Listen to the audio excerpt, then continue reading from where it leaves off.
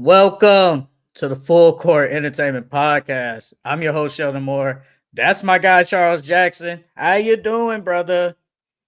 Well, man, I'm feeling good. How you doing? No, man, I'm good, man. I'm decent, man. Our beloved Chicago Bulls lost yesterday. Our beloved Chicago Bulls lost. I told you, every time I believe in them boys, they lose. And every time I hate, they win. Nope. So you think if you would have picked them to If I would have lose, hated, yeah, if I would have picked them to lose, they probably would have won. bro, we gonna get into it. I'm gonna just say real quick. That game was so unserious. I did not finish watching that game. That's all I'm gonna say. That's all I'm gonna say. It was bad. But let's go over. Let's review these playing games that happened on Tuesday and Wednesday. And shout out to my guy Francisco, man, already in the chat. Early weekly reminder that Gabe Vincent and NPC. I don't know what y'all hate. You know what? I didn't like Gabe Vincent at first. But now he's cool. I'm cool with him. I'm cool. But let's start with the first playing game. Honestly, the Magic and the Atlanta Hawks. The Magic won the game off of Cole Anthony. Cole Anthony was the savior. Was the savior. I picked the Magic to win this game. Charles picked the Hawks. But what are your takeaways from the Magic and the Hawks in the playing game? Well, first and foremost, I think the Hawks lost that game. I don't think the Magic won that game. I think the Hawks lost that game. The Magic, they played well in that first half, and then in that third quarter, the Hawks started to dig back in. But Cole Anthony, he won them boys that game because the Magic, they was on a scoring drought, and the Hawks started to climb back in the game. But then once Cole Anthony came in, he was hitting big shot after big shot, making big play after big play. Because I believe after that first half, the Hawks barely got any foul calls. Then as soon as that third quarter came, they got a lot of foul calls, and that's how they caught back up in the game. And the Hawks did a great job of locking up Franz and Paulo, so they did their job, But Cole Anthony had that masterpiece game. Him and Anthony Black, those were and Wendell Carter out of all people. And that's the reason why they won that game. But the Hawks did their job. They just couldn't hit no shots either. They couldn't hit any shots. They were 4 for 21 from three, and they were 32 from 84 from the field. If they would have hit their shots, it would have been a different ball game. I mean, I don't think the Hawks played well in the first half, if we're being honest, because at one point they was getting dubbed. Now I can say the second half they played better because they did kind of shorten the lead, and then Cole Anthony happened. He took on the offensive responsibility, because Paulo and Franz did not have good games. They did it. Now scoring wise, no, they was terrible. But you can say all around, Paulo had an okay game. He had 9 boards, 7 assists. He facilitated. Franz had 13 boards. That's cool. But scoring wise, they did not play good. And shout out to Justin. He brought up Anthony Black. Anthony Black had a really good game the other day. He was a key part in them winning that game. But I don't think the Hawks lost the game. I think they just lost because they're just not a good team. They're not and remember when I was like, who else can really go get a bucket? You said Caris LeVert. Caris LeVert didn't do anything. He did it. He was not good. And we expected more from, say, Okongwu, Zachary. Just didn't do it. Dyson Daniels didn't have the best offensive game. It was like you said it last week. It's like Trae Young. Who's stopping Trae Young? Trae Young can do all he can, but who else gonna come help him? They just don't have the firepower. They just don't. I mean, they missed a lot of bunnies. That's why I said they lost that game. They missed a lot of bunnies. Trae missed a lot of floaters in that first half that he normally hits. Caris LeVert missed a bunch of easy bunnies. Dyson Daniels missed floaters and layups left and right. So, I mean, that's why they lost the game. It wasn't that the Magic, don't get me wrong, the Magic did play good defense, but most of those shots that they missed were wide open, and they just couldn't convert. Cole Anthony was a plus 32, and Wendell was a plus 28. If you would have told me that at the beginning of the game, I would have said, nah, bro, you're lying. You're tripping. But you gotta give them credit. And the Magic, they have a date with the Celtics, and we gonna get way more into that later on in the pod about like the matchups and all that. But I expected KCP to have a. I thought he was gonna have a good game. He's still not good. He's just not a good player right now. He sucks. He's not a good player. But I'm really kind of disappointed in. If I had to pick a player, I would say maybe a Kongu. I thought Okongwu should have showed his dominance, and against Wendell. Wendell is okay, but we don't think highly of him. We don't think highly of Wendell. And you would think Okongwu will take that matchup and probably not just play better than what he did. And he didn't play good. And the same with Dyson Daniels. We always talk about Dyson Daniels, like his offense didn't play good. He just didn't play good. I just think nobody else came to play. But yeah, you're right. They did miss a lot of open shots. And then the Magic, Cole Anthony, is on fire. He's a streaky type player. Like, he's going to have like this great game and then don't do nothing for say 4 more games. Like, that's just But how he is. this is why I don't get why Jamal Mosley didn't play him that much during the season unless it was barring injuries. Because they have trouble offensively. Cole Anthony, he can light it up. He had 26 in 20 minutes. You know what I mean? So he could put the ball in the basket. So when you're struggling offensively like that, I've never understood why he didn't just play him or why he didn't play him more. And he got lucky this game. I felt like it was a dice roll. I thought Jamal Mosley was like, you know what? We ain't scored in the last 3-4 minutes, and the Hawks coming back in the game. Let me just throw somebody out there, see if they can give me anything. And Cole Anthony stepped up. He stepped up. Could it be because of his defense? He might be somewhat of a defensive liability, and that's why he doesn't play him. Say, because because Cole Anthony, if he gets legit minutes, he could be a 6th man of the year candidate at least. At least give me 25, but he doesn't play that all the I time. think I think he can play defense. I think it's just he too small. He's like 6'3", but he's not like a Trey Young or a Ja Morant or a Steph Curry. You know, some of these smaller guards, explosive scoring guards, or really good guards. So it's like that's why he just small. But he can play pesky on defense. He's not a liability. I don't think it's just when you put somebody 6'6" over him and put him in the post, it's barbecue chicken. Because last year, his first 4 years in the NBA, he averaged 27 minutes, 31, 25, 22, and only 18 this year. Barely can crack 20. Mm-hmm. And we think he should play at least 20, at least that. And maybe he can give you a game like this every here and there, or at least give you 15 points off the bench, at least. Like he is a bucket. He is a bucket, but there's some concerns about the Magic, and like I said, we'll get into it later with the Celtics. But congratulations to the Celtics, man. They got that. They got that W, man. Give them credit. And let's just stick with the East. Let's stick with the East. Let's go with the Bulls and the Miami Heat. The Miami Heat went on the road yesterday and beat the Chicago Bulls. They basically blew the game was basically over throughout. Like, the Bulls didn't even. It was over from the opening tip off. And I said it. I swear to God. And Daniel put it in the chat. I said Tyler Hero needs a legacy game for them to win. He was a monster in the first half. He was perfect. He was like 8 for 8 for like 20-some points. And he ended with 38 points. But what do you think about the Chicago Bulls and the Miami Heat yesterday in the play-in? The Bulls were very disappointing. They didn't play any defense that first half. Like, literally, Tyler Hero was getting to the lane untouched. Multiple players was getting to the lane untouched, and that's unacceptable. And then they tried to step it up in the third quarter. I think they ended up getting down 10. But it's like it's too late now to come. Y'all was down 30 at one point. That's too big of a comeback to come back from, especially with Kobe White having a terrible game. He really shocked me though. I thought Kobe White was gonna come out there because he's been hot for like the last month. He's been real dialed in and locked in. So I thought he would have came out and had a better game than that. He shot 5 for 20 and hit 3 out of his 12 threes. But I also thought they should have gave the ball to Vucevic more. Because Vucevic is low key their best player. Well, you could say him or Josh Giddey.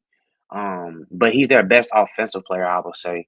And you guys he didn't even touch the ball. He only touched the ball 13 times. He should have shot the ball more than that. You got Khalil, you had a rookie on him and Khalil Ware, and then sometimes I think Khalil Ware only played like 18 minutes. So for majority of the time, he had Bam on him. Bam is smaller than him. Give him the ball in the post, do some pick and pops with him, or get him rolling to the rim. Like I thought Billy Donovan should have got Vucevic involved more because he had a good game. He was 6 for 13 with 16 and 12, so he should have got the ball more. That was their only bright spot offensively. The Bulls are so unserious. They're so unserious, bro. I think they came into this game lackadaisical. Like you come in. I know the Heat have won a decent amount of games after they lost the 10 straight games. But the Bulls, like you said, Kobe Whitehead has been playing good the last like month or so. Josh Giddey been playing great the last month. And I think they come in. I think they came in feeling themselves like, okay, we the Bulls, we've been hooping lately. The Heat, they the Heat. Their offense isn't great, man. We gonna come in here. We gonna take this dub. That wasn't the case, man. You was right. Like Tyler Hero got to the lane so easy. He just walked to the rim. Mm-hmm. I'm just like, bruh, y'all not play. I know Vucevic ain't like a rim protector, and that's what they really need. And now I look back because I remember what was it like years ago when they was like, man, I trade for Rudy Gobert or Vucevic. I mean, Vucevic might be better, but it just depends on what your need is. They needed a rim protector, and Rudy Gobert could have did that, but that's neither here nor there. Vucevic isn't a good rim protector. Kobe White isn't the greatest defender. Montes, at one point, I forgot Montes was on the floor. I was like, he ain't getting the ball. He shot that half-court shot. I was like, damn, Montes in the game. I feel like he should have got involved more. It looked like Josh Giddey was trying to take the game over. He was missing some layups too. I'm like, y'all just coming out here flat. Y'all look very unserious. And this is why the Bulls wanted you guys to tank. That we wouldn't care if y'all didn't make the playoffs. I want to play it. We wouldn't care. Just take away, trade Vucevic. Now y'all, again, as every year, they be giving these Bulls fans false hopes like, hey, y'all, we gonna make the play and we gonna do something. No, y'all never gonna do anything, bro. It's never gonna happen. Did you see that the Bulls haven't won a playoff game since I think it was 2015? D-Wade and them? No. Do you remember which game it was? Well, the last time they no. the game when D-Rose gamed the Cavs. That was the last time we won a playoff game? A home playoff game. Oh my God. That's No, we didn't win no home playoff game with D-Wade now? No, remember they lost. They won the first two in Boston, and then they lost the rest. They lost the next four. Oh my God. You know that you were right though. They did win the playoff game then, but the last time was when D Rose gamed the Cavs for that three. That was the last time they won. That bang three. Yes, that was the last time of the playoffs. And it is sad. And I know the play-in ain't playoffs, but it's playoff type atmosphere. So that yes, that is the last time the Bulls have done anything. It said they ain't won a home playoff game in the last decade, bro. It's been 10 years. Bro, come on. This is why I hate on them. And this is why I hate on them. This is why I do not believe in any Chicago sports, bro. They always give us false hope. They do good, and then when it's time to show up, they never show up. All Chicago sports. And I think, and when I sent that picture last night, I think the Bulls, as of right now, they're like 13th. They have the 13th pick.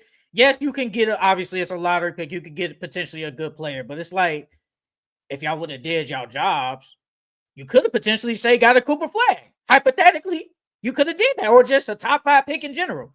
But nope. Now we're stuck again with a team pick. Because it's like the Bulls are always in like that 8, 9, 10 range in picks. Yeah. They always in that range. I ain't gonna lie. Do you think Billy Donovan gotta go? Because I think he do. What did we say last? I know we talked about it like a couple of weeks ago. I said after this, I don't think he will. I don't think they fire him, but I wouldn't be shocked if he stays. I wouldn't be shocked if he stays. The reason why they fire him, they fire him. You know how during like timeouts and stuff like that, they show the coaches talking in the huddle. Yeah. They were down 30. They showed them talking in the huddle like in the first half when they were down like 30.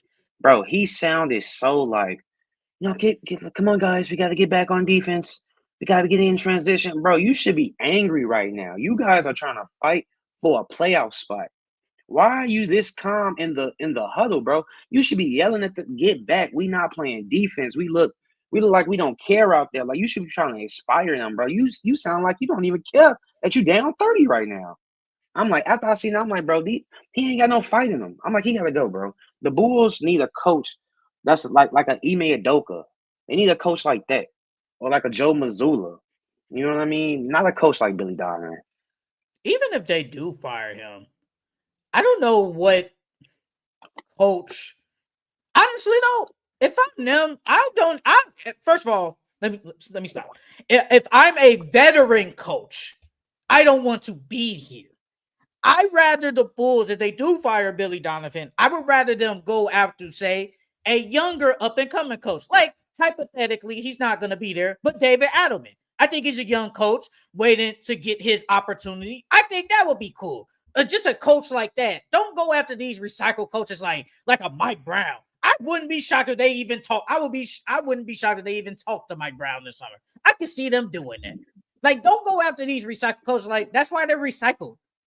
Like at some point, you just gotta just move on, go into the rebuild, and we're cool. Like, come on, man. But the Bulls are very unserious, and the Heat are serious. Like I said, Tyler Hero had a great game. Andrew Wiggins, he was playing decent in the first half. He was playing decent. Bam was okay, but it was really Tyler Hero. Tyler Hero carried him all the way in that game, and he showed why he was an all-star this year. He really showed it. Shit, That's Devion that's he Mitchell. coaching. Devion Mitchell had a good game too. He played really good defense, and he was 5 for 5 and 2 from the three. Yes. So And I was like, should he start him? But I mean, supposed to know what he's doing, and he played 33 minutes off the bench. So basically, he is a starter. He's gonna it's get all right. majority of Yeah. the minutes. Yeah, he's just on the bench. But man, congratulations to the Miami Heat. I'm disappointed in the Bulls. Like, if you're a Bulls fan, you can't even be angry. Like, all you can do is shake your head. Real talk. Yep. That's all you really can do is just shake your head and just be like, just wait till next year. And they have the third largest sports market in the NBA. It's like, it's just bad. You're not real they haven't been good in 21? 21? That was the last time they That's really good. when we That made the was when playoffs for him, the Rose when Zach. yeah, and then even before that, they really wasn't good then. So it's like you really only had when did Wade get there? When did D Wade got there? When did he get there? I want to say it was it was before COVID for sure. I want to say it was No, it's way around before COVID. Remember they played Isaiah 2015, Thomas. Remember they 2016. played so it actually might be that. I think it's 2015 or 2016. It's one of them. And they played the Celtics because remember Isaiah Thomas, his sister passed, RIP to her, and he was emotional and all that. So yeah, I think that was the last time they really made the playoffs, and they were like a decent team at least. So basically from then to now, we've only had like 2 good years of Yeah, it was Chicago. 2016. Okay, so yeah, you're right. So yeah, you was right. 2015, 2016. So from then to now, you only had 2 good years of Bulls basketball. Like, it's bad. It's bad, bro. Like, that's all I can say, man. That's all I can say. I'm disappointed in the Bulls, but congratulations to the Heat. Now you have a date with the Atlanta Hawks, and we'll give our predictions on those games after we talk about the West. Now, let's talk about the Memphis Grizzlies and the Golden State Warriors. The Golden State Warriors pulled the game out against the Memphis Grizzlies. Playoff Jimmy and Steph Curry came to play. Ja Morant had a good game before he got hurt. Desmond Bain had a good game. Jaren Jackson. Oh, God. Man, that man was. Zach Edey, same way. But what are your takeaways from the Golden State Warriors and the Memphis Grizzlies? I honestly thought the Grizzlies should have won that game. I think if Ja didn't go down with that ankle, because he was out for I think he was out for 3 to 5 minutes. I can't remember how long he was out, but he was out for a decent little minute. And if he would have been in that game, I think the whole game would have been different. Desmond Bain though, Desmond Bain came out on a mission, bro. He was not missing. And he the reason why they stayed in the game. If we being honest, Jimmy and Steph, they had masterpiece games again. I remember we were saying we didn't know if Jimmy was gonna come out aggressive or not, and he obviously did. He ended up with 38 points. So that thigh injury didn't look like it bothered him at all. But yeah, that was a great game though. I was glad to see that game. I was glad we had a good playing game because most of the other ones was blowouts. You know, again, we'll talk about it. Jonathan Kuminga did not play in that game. He didn't. And I'm starting to think he just won't play in the playoffs. Even though I know it's matchup wise, real quick, and then I'll get into my Warriors thing. Should Jonathan Kuminga play against the Rockets? I'm just asking yes or no. Should he? Yeah, I think He he should. should. Okay, that's all I'm asking. But Zach Edey, I know he's a rookie. I'm cool. I get it. I understand. But brother, you're missing point blank layups. You're too tall for that, bro. And yes, if we talked about, I remember I brought up, I was like, do you think Steve Kerr is gonna take Zach Edey out the game and then try to make them go small ball? They didn't do that. And Zach Edey controlled the rebounds. He had 17 rebounds. Like, he was cool, boys. I'm cool with that. But when it comes to the point blank layups and stuff, bro, he was missing. He was Yeah, he was 4 for missing, 11. He was 4 for 11. bro. If he They have, convert 2 or 3 of them layups, that's a win. bro. They're really, bro. Forget that. Why did they put Zach Edey on Jimmy Butler? Because they know Jimmy ain't gonna really shoot a 3 like that, so he can play. Then Zach Edey's tall, so he could just put his long arms out there and can still get a good contest. But yeah, that's because they know Jimmy don't like to shoot threes. He likes to drive more. So that way you put Zach Edey on him. Zach Edey can sag back, still get a hand up for a good contest and still, play help defense in the paint. It did not work though. He was getting cooked. I mean, they only lost by 3. So if Ja didn't go down, I think they would have won. If Ja didn't go down for an extended period, I think they won. But leaving Zach Edey on that island with Jimmy Butler he was getting cooked. He was getting cooked. And Jaren Jackson, I don't know what he be doing sometimes, bro. He's better than this. You have to cook them. You guys have a size advantage. You have a size advantage on the Warriors. That's the Warriors' biggest problem. Charles preaches this. They don't have a big. And they don't use that as their weapon. They just don't. But again, the Memphis Grizzlies, bless you, brother. Bless you. Thank you. The Grizzlies, I agree. They should have won that game because they came out really slow. Ja was killing. Ja did that acrobatic layup. I'm like, brother. G, I don't know how he even got.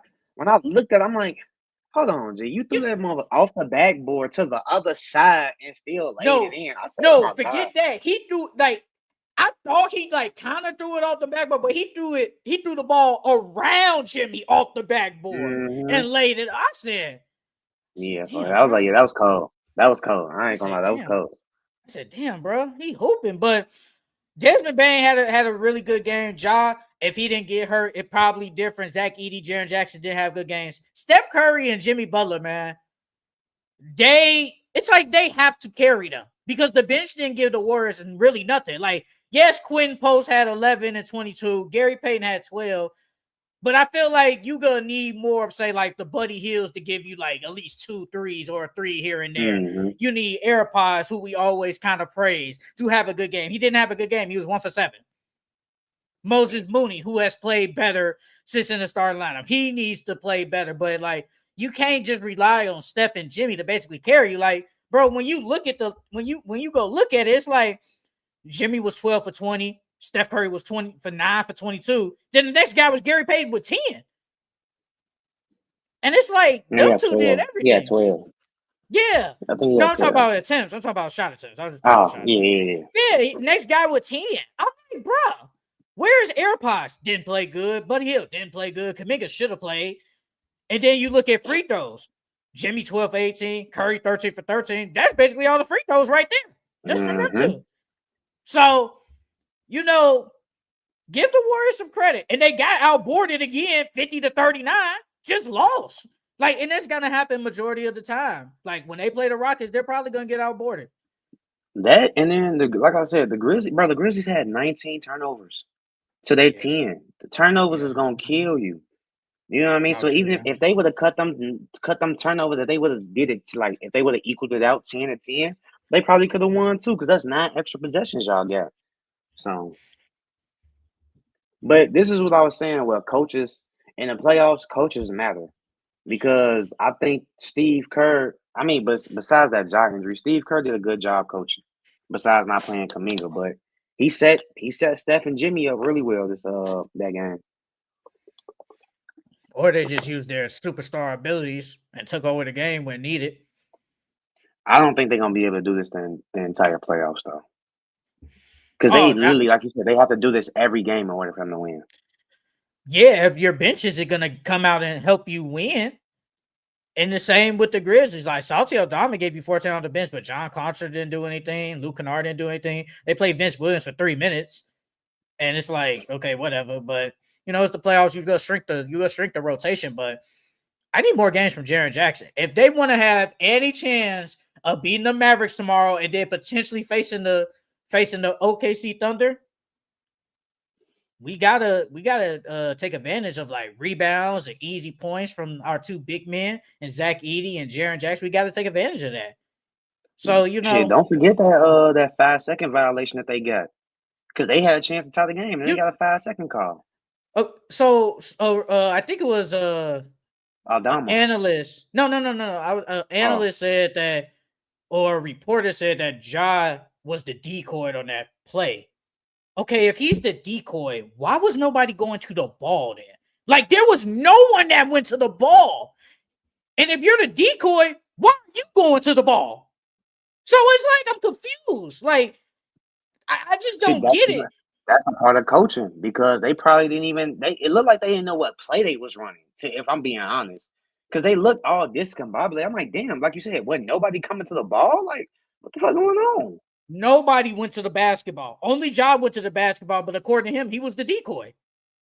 So I'm confused. What are we doing? Y'all didn't even get a shot. I thought Desmond Bain should have got the ball. He's the one that was on the heater. He was 5 from 8 from 3, 30 points. I thought he was going to get it. At that point, somebody get the basketball. We're almost close to a 5-second violation. Somebody get the basketball. I thought that 5-second was quick, though. Because I'm like, damn. 5, though. It was 5. I'm like, that shit was quick. I watched I think it was a woman referee. I watched her. She 1, 2, 3, 4, 5. They didn't get it off because nobody went to damn basketball. You can't do that. They didn't have no more timeouts then, I guess. There's no way. Nope. There's no way, man. The Grizzlies, I agree with you. I think they kind of sold that game. They probably should have won that game, and then they would have had a better chance of at least beating the Rockets than say OKC. And I know the Warriors are like, yes, we get some rest. We face Houston. That's a team we most likely gonna beat real quick. So before we go into Houston and all that, the Warriors are actually favored in that series. What? They're favored. I have the things on my iPad, so when we go through who's favored, they're favored in that series. As of right now, they are favored. Zach Edey looking like he got tall 2 days ago. Question: if y'all could predict a major upset in the first round, what could it be? I'll say if the Mavs win over the Grizzlies, the Thunder are in trouble. And to be honest, I see the Mavs beating OKC. If I had to predict a upset in the first round, upset in the first. Well, really? See, the Pistons and the Knicks is kind of a... Yeah, that was my biggest one. Yeah, but I don't want to use that because everybody's going to say the Pistons and the Knicks. Okay, I'll say this. If I had to choose, I would pick Magic over the Celtics. And the only reason I say that is because they have the size. That's it. They have the size to match with the Celtics. Or the Timberwolves and the Lakers. Yeah, I wasn't That'll gonna be do a good that. one. My bias was on. That'll I be a good wasn't. one. I That'll wasn't be a picking good them. one. I'm too biased, Well, bro. I wasn't gonna pick them. would I you was too say biased. would you say the Clippers and the Nuggets? Nah, I Okay, think they see, but yeah, it's even. So I don't about consider. even. Yeah. Yeah, so if either team win, it really isn't an upset. That's why I didn't name the Clippers, and I kind of wasn't thinking of the Timberwolves and the Lakers because of bias. But it's like, how better? Like, obviously the Lakers are better, but how better are they over the Timberwolves? At least this Timberwolves team right now. Like, so I don't know if that's really it would be an upset because it's LeBron and Luka. I get that, but it's like I don't know. And I didn't want to say the Pacers in the Bucks because it's like even though Dame ain't gonna be there, but it's like I don't know. But I'll say the Magic and the Celtics. I'll say the Magic and the Celtics. So let's get to the final play-in game. The Mavericks and the Kings. Oh man, I gotta say something about the Kings, bro. I gotta say something I'm about saying, them. bro, I ain't even gonna lie. Once I seen them up 20, Mavs up 20 and a half, I turned that game off, bro. I turned it off because I'm like, ain't even, they didn't even come out here to hoop, bro. Like, what are y'all doing? Y'all should. I'm not saying they should have beaten the Mavericks, bro. The Mavericks have no Kyrie. Yes, you got Anthony Davis, but outside of Anthony Davis, who are you really worried about to go get a bucket? Obviously, PJ Washington and Clay had him. Clay show looked like he was the old Clay. I don't remember if it was the second or third quarter where he scored like 18 points in that quarter or something like that. I can't remember which quarter it was. But he went off in I think it was the second. He went off in the second. And it was like after Clay Thompson got rolling, it was hard to stop him. He was 8 for 11, 5 for 7 from 3. Brandon Williams Yep, comes off the 17 bench. points. Spencer Dinwiddie only played 2 minutes. I don't know why he didn't play. I'm not gonna lie. I don't know why he didn't play this game. Basically, I have no clue. And you said he was supposed to be a guy that's gonna have a good game, but he didn't even touch the court for some apparent reason. Yeah, I don't know why he didn't touch the court. Anthony Davis went off. PJ Washington had a good game. Klay Thompson had a great game. We talked about it. I said Klay Thompson got to hit his threes. What do he do? Hit his threes. I said that. I was like, he just got to hit his threes, and they could win. Bro, the Kings are so bad. And I went back and looked at that video I made about the Kings. I went back. I had a dentist appointment. I went back and looked at the video while I was in my car. I said, bro, these guys are so trash. They are so trash. I'm like, bro, sometimes it's like, man, are they kind of worse than the Bulls? Because Jesus Christ, they so weak. You can't tell me a team with Sabonis, DeRozan, Zach LaVine, and say someone to Keegan Murray can't beat the Mavericks with just Anthony Davis, and y'all got blown out. Bro, They needed Malik Monk, bro. They needed Malik Monk yesterday. See, okay, I get what you're saying, and I'm cool with that. But sometimes I always don't go with the like, we was missing like this guy, and that's why we lost. But at the end of the day, your 3 best players were still there. You guys still got blown Yeah. out. So Nah, they still should have won. That's what I'm saying. So I can't say like I get what you're saying, but I can't be like, man, if Malik Monk was there, they would have won. No, your 3 best players were still there. You guys still lost. Y'all embarrassing. Real talk. The Kings are so, and they're so embarrassing and stuck in no man's land. They don't even know what to do. Now I'm seeing reports saying, man, just trade all of them and just go back to the rebuild. Blow it up. Blow it up. Blow it up, bro. Trade all of them and just blow it up. Because we hear the reports about Sabonis. He looking like, man, what direction we going into? I don't blame him. DeRozan, I think he's just hooping, but it's like they thinking about, man, if we are going into a rebuild, we might as well trade you and get something back. And Zach LaVine, I don't know who wants that contract.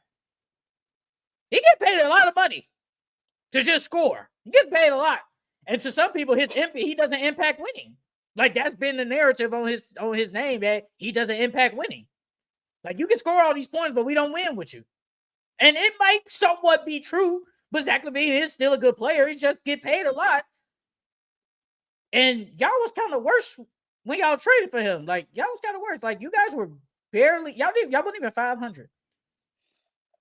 Like I can't take the Kings serious. The Kings have been so bad for years. Like you can't draft good. You guys are always bad. You guys had one good year, and Steph Curry ruined it because he dropped 50 in Game 7. Y'all ain't been good since. I can't take them serious. I can't take the Kings serious, bro.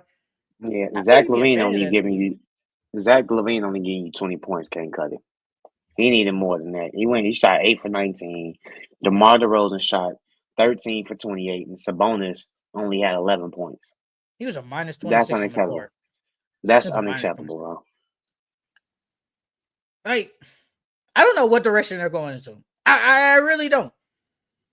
So you're saying the Kings should trade all three of them Yeah, this just summer? blow it up. Just blow it up because unless you can get a coach in there that can turn all that around. Because I do think coaching matters, and I don't think Max Christie is the right coach for them.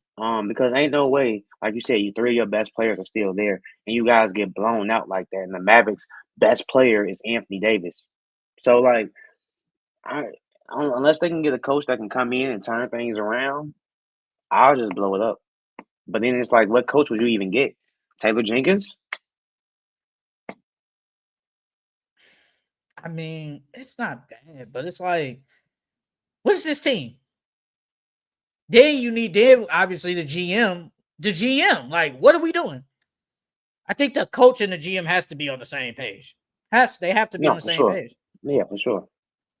And, like, I can't say want this job. I can't be like a Steven Silas. Even though Steven Silas was a bad coach, don't get me wrong. He was bad for the Rockets.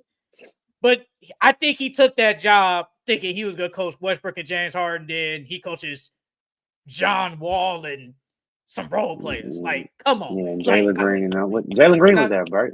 not the first year. Not the first year. That second year? Yeah, I think it was the second year. So I need to go in there. It's like, okay, what are we doing with Sabonis? Are we trading DeMar? Is Zach LaVine still here? Are we trading him? Like, what are we doing before I do anything? Because I'm not going in there and next thing you know, the good players are gone and now we're trash. Then that means I get a free ticket there. You can't be out here firing me and be doing all this stuff, other stuff there because you know the team is not good. You know that. But the Kings are embarrassing. They are an embarrassing team. Because like I said, all that light the beam, wasn't a lot of light the beams this year. It's just not a good team. It's not a good. They're not a good franchise, bro. They're not. I feel bad. Like if you're a Kings fan, I really feel bad for you because it's like, what are you? What are you? You guys aren't good. But congratulations to the Mavericks, man. Good W, man. After AD Klay Thompson get that W. No Luka there, and now they got a date with the Memphis Grizzlies tomorrow. So let's predict the play-in teams tomorrow. Let's start with the Hawks and the Heat. Who you got winning that game? Honestly, I to be honest with you, I got the Hawks winning. I think Trae Young has a bounce back game. I think Dyson Daniels has a bounce back game. Um, and I think the Hawks are better than the Bulls. I think the Hawks will be able to give them more trouble than the Bulls can. So yeah, I think Trey and Dyson Daniel have a bounce back game, and I think Tyler Hero is not going to have another 38-point game like he did against the Bulls. You know what it is? You don't like Florida. Got you, brother. You don't like Nah, it's Florida. not that. I just think I think the Hawks gonna win. I mean, you said that against the Magic, and they was basically getting blown out the entire game. I'm gonna go That's with the because of Cole Heat. Anthony. Because of Cole Anthony, bro. That's all. I'm gonna go with the Heat. I think the Heat pulled this game out, man. Tyler Hero has another great game. Hawks defense ain't good, and then obviously if you could get another masterful game from Tyler Hero, Bam has a good game, and Andrew Wiggins plays good. I think they can beat the Hawks, and it's like you said all the time, like you say all the time. Who is gonna stop Trey? But who else gonna score? Like who else gonna come to the party with Trey? So far, no one has come to the party. So I mean, I'm betting my money at least in this one game elimination that Tyler Hero will get the job done, and Atlanta's gonna be cracking, man. All the stars are gonna be out there tomorrow, man. All the stars gonna be out there. Even So you think he's still gonna have a good game even with Dyson on him? I think he can still have a good game. Am I Because predicting 30? Dyson No. only held Franz to 13. And he stuck him the whole game. it was a couple of Franz was missing some. He was missing some couple of shots too. He can't shoot, but I think Tyler Hero can give me 20. I think he can give me at least 20 points, 20 something. I don't think it's gonna be an efficient 20 though. Oh yeah, I think he'll work. He ain't gonna get to the rack like he did against the Bulls. He gonna have to fight to get that 20. But you know, I'm always gonna say it. I think they got more playmakers than the Hawks, and their defense is better. The Heat defense is better. Like outside of Dyson Daniels, if you want to say a Kongu, like it's really not that good of a defense. It's kind of like below average. So, but the Heat have a top 5 offense, well, top 10 at least. What happened? I'll say what worries me though, if they stop Tyler Hero, you know, Bam has been inconsistent all year with his scoring. So if you can if you can leave Dyson Daniels on Tyler Hero and allow Dyson Daniels, you know, not shut him down, but slow him down a lot, and then you key in on Bam, where's that scoring gonna come from? Andrew Wiggins got to step it up. Yeah, Wiggins or what? Unless you throw a Terry Rozier in there, or Terry Rozier has not been good. He's been getting DNPs left and right, bro. If they can shut Tyler Hero down and hold Bam, I can see the Hawks doing a good job at winning. Obviously, they executed their defensive plan against the Magic. It's just that they didn't plan for Cole Anthony to go crazy like that. So, I mean, I think they can execute a good game plan against the Heat. Spoelstra versus Quinn Snyder. I'm rocking with Eric Spoelstra, man. Best coach in the league. So, yeah, I got the Miami Heat winning tomorrow. Then the last game we got the Dallas Mavericks versus the Memphis Grizzlies. Who you got winning? The Grizzlies should win this game. Like they have more firepower than the Mavs. I know the Mavs are a great defensive team, but I think not having Kyrie, that's gonna affect them really well because you gotta rely on PJ Washington and Brandon Williams and you know all these other guys who aren't really known scorers in the league and to carry you basically. So I think John and the Grizzlies and Jaren Jackson's gonna have a bounce back game. Zach Edey as well. I got the Grizzlies pulling it out. Shout out to the 6 people in the chat. I'm going with the Memphis Grizzlies. Oh, 7 people now. Shout out to you 7 people in the chat now. But I'm going with the Memphis Grizzlies. I think the Grizzlies, their defense, I think will be a key to this game. I think Jaren Jackson has a bounce back game. I think 10 people now. Hey, shout out to y'all, man. The 10 people. Now I went to 5. Oh my God. But that's neither here nor there. But I think Jaren Jackson needs to have a good game. I think he'll have a bounce back game. Zach Edey, this is only technically his second playoff game. It's technically. So it's like, it's different. It's different than a regular season game. I think he plays better, but I do think Anthony Davis has his way with him. I think Anthony Davis might have another monster game. Like unless Zach Edey be that rim protecting god or something, man. I think AD have a great game. And Ja, I think he's gonna play good. Desmond Bane is gonna play another good game. They're at home too. I think they start out hot in this game. Like they gotta come out blazing, man. Start out hot, bro. And you gotta hope Klay Thompson doesn't replicate what he did last night and hit a lot of threes. Because if Klay Thompson is on fire that game, and then if you getting contributions from others, there is a chance the Mavericks could win this game. But I think the Grizzlies are just the more talented team in this playing game. So I'm going with the Memphis Grizzlies. Man, and they at home, bro. All the YNs with the switches gonna come out, bro. Hey, you saw Marcus Morris called them YNs? Yeah. He called them YNs. They're not losing that team home, you said bro. that was YNs. What was that other team? The Hornets. I said they won not as much as the Grizz. They might. What, are you serious? They got Miles Bridges over there. That's a lot of NBA niggas on. Like, come on now, like, bro. Miles Bridges. He a rap star. Is Brandon Miller a trap star, man? Is Brandon Miller? You consider him a YN? Brandon Miller is the good kid that be with all the bad kids and shit. That's what Brandon Miller is. LaMelo, no, yeah, LaMelo. Yes, for sure, LaMelo is a YN. So our records for the play-in so far, I am 2-2. You're 1-3. You're 1-3 because you picked the Grizzlies to beat the Warriors. Okay. And I You picked beat the Grizz. The Mavs on. Yeah, you picked the Mavs. It's crazy. That was the game you got the dub. Wow, that's crazy. And it's crazy because now we look back because he was like, wow, when I picked the Kings, and it's like, I didn't think the Kings were gonna come out at home and just get blown out. I didn't think that.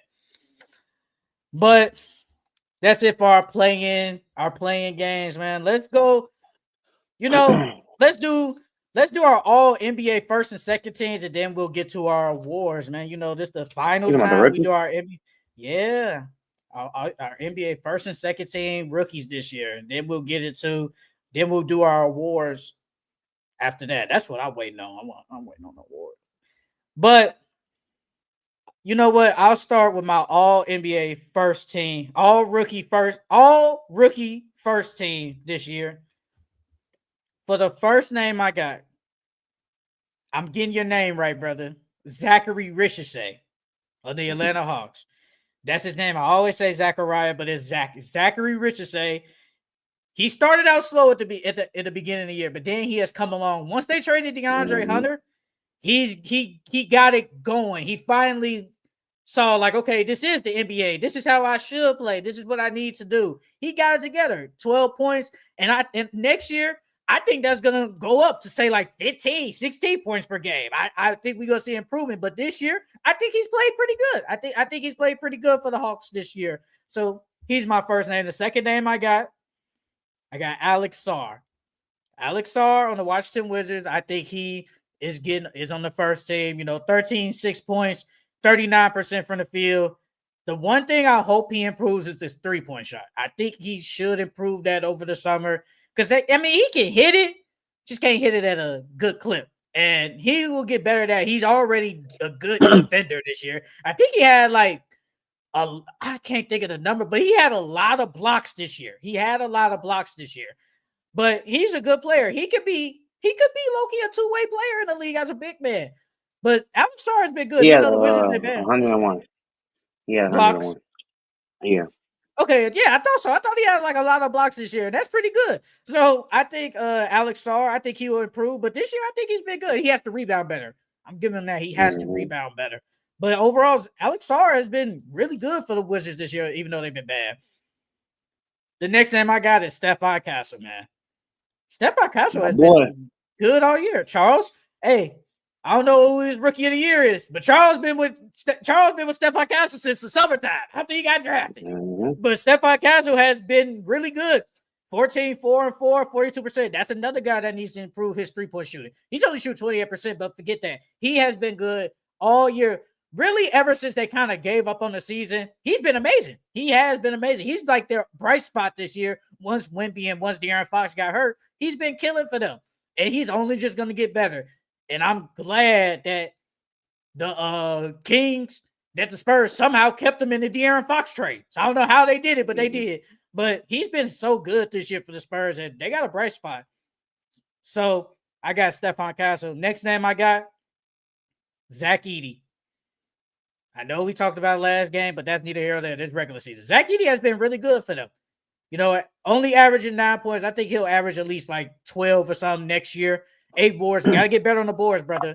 But 1 block, 58% from field. He's been really good. We always talk about the Grizzlies just need a big, and that's what they got. They got a guy that's going to get a lot of rebounds and can score the inside, which they need.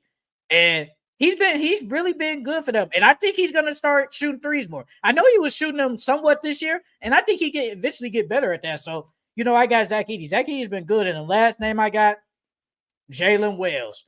I know we didn't think Jalen Wells was going to go off on the, you know, have this immediate impact on the Grizzlies, but he was a starter almost from day one, averaging 10 points, 3 rebounds, 2 assists, 42% from the field. Jalen Wells has been good, and it sucks that he's not playing because of unfortunate injury. Get well soon, brother. But he's been good for the Grizzlies. You know, the Grizzlies got something going over there. They got 2 good rookies. You know, they got John, whatever, but they got some really good rookies. So Jalen Wells deserved to be on my first team.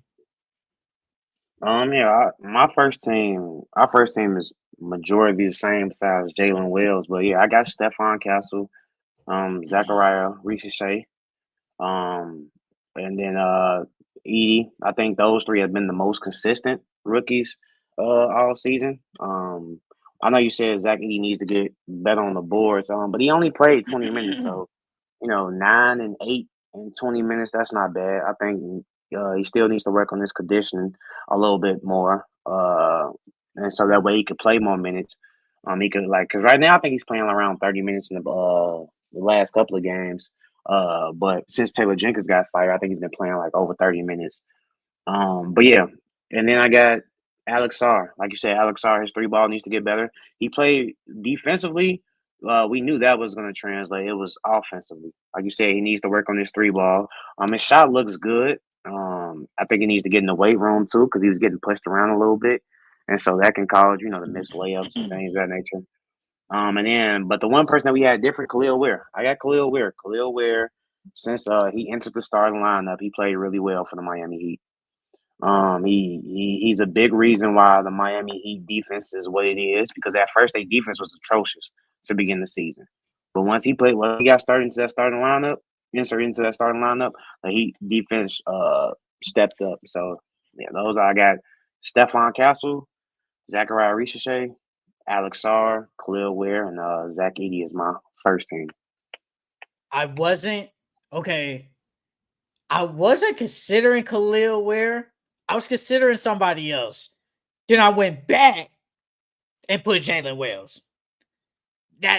That's who but Khalil Ware's on here. Don't get me wrong. He's in my second team.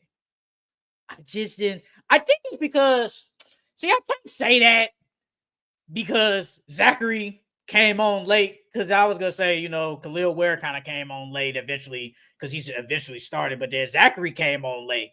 But it's like, I think Zachary kind of like been in the rotation from day one. Khalil Ware wasn't in like the rotation since day one.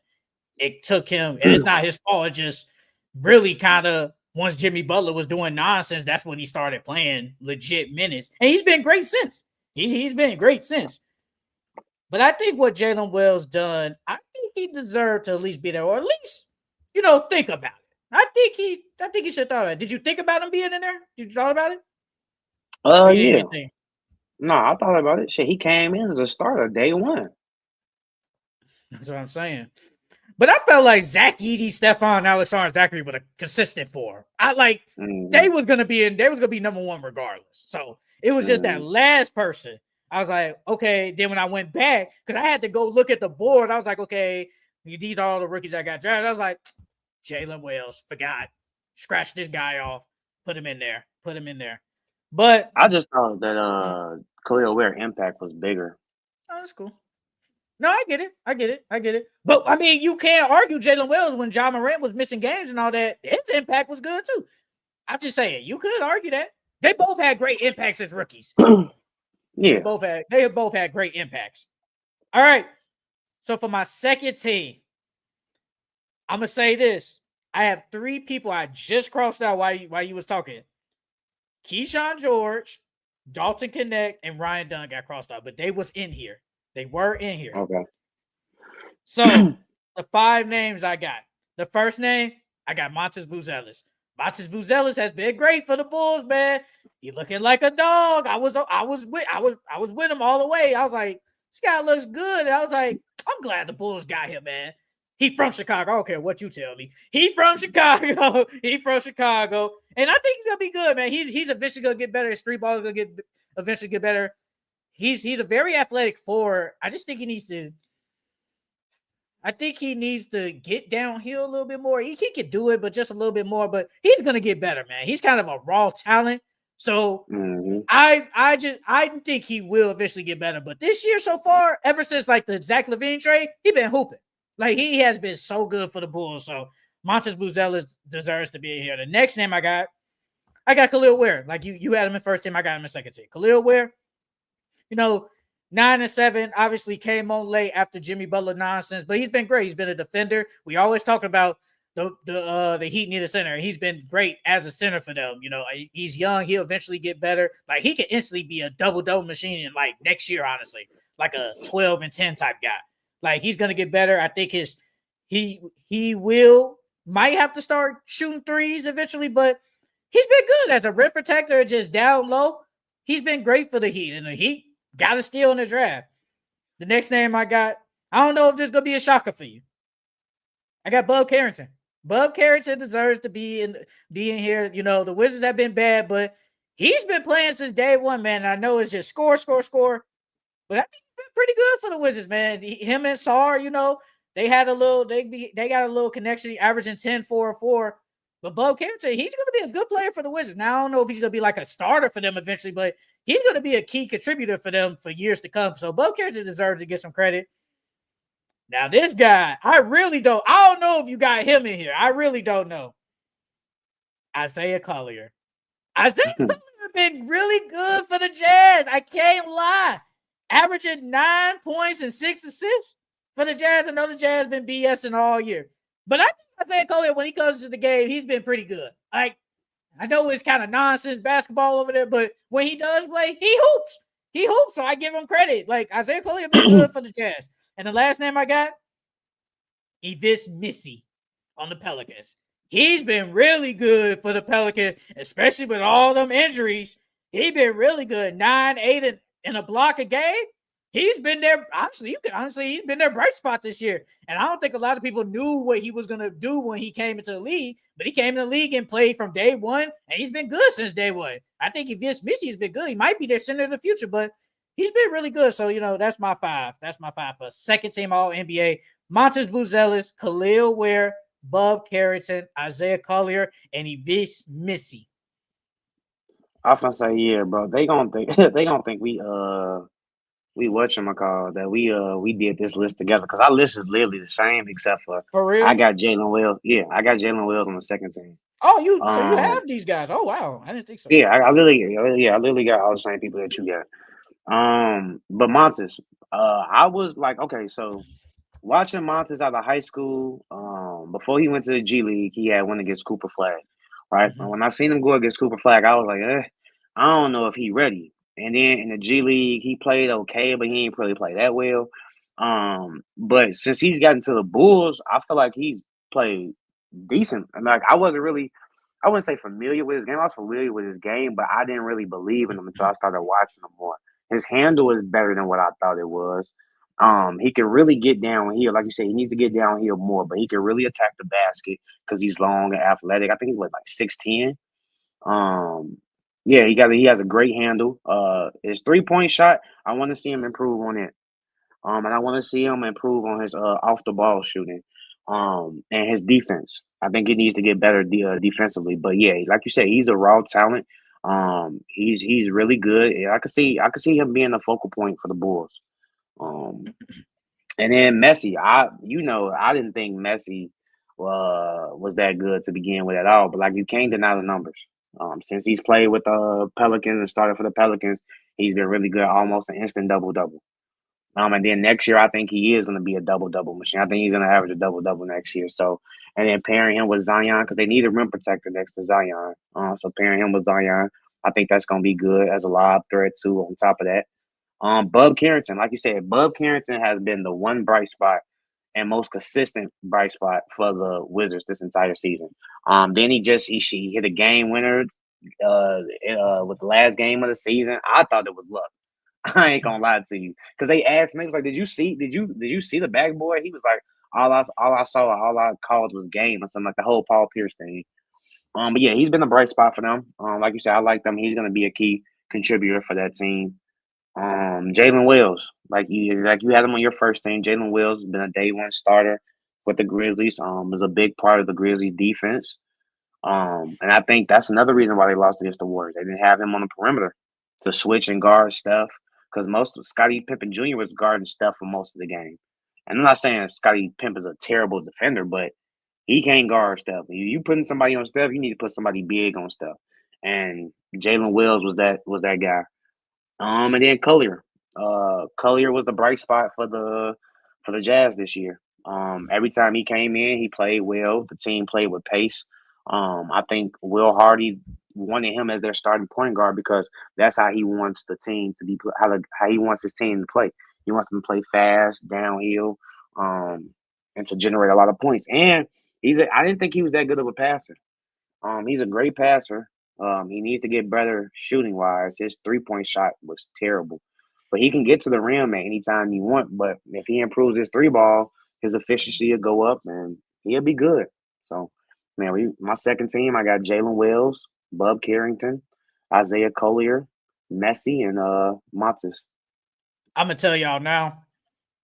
After we do this pod stuff, we don't even talk to each other. I'm telling y'all, we come in here blank. We don't know what either of us is gonna say. So no, we did not collab on this. I'm telling you, we don't. The only time we speak about the pod is the day before. That's it. I'm telling y'all this right now. So I'm shocked that he had Collier. I'm not gonna lie. I did not think he was gonna put him in this list. I really did. I thought he was gonna get slept on.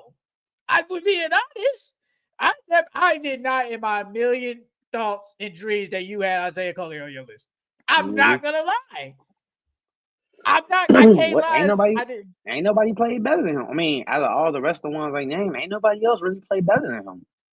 Like somebody gonna unless say you say Cal Filipowski or Dalton Connect. He been hooping. Cal been hooping. You can't lie and say he ain't been hooping when he gets a tick. He been hooping. No, he has. Because I remember you wasn't like high on him coming out the draft like that. But he been hooping when he gets the tick. He better than John Collins. Like, for sure. Yeah, he is.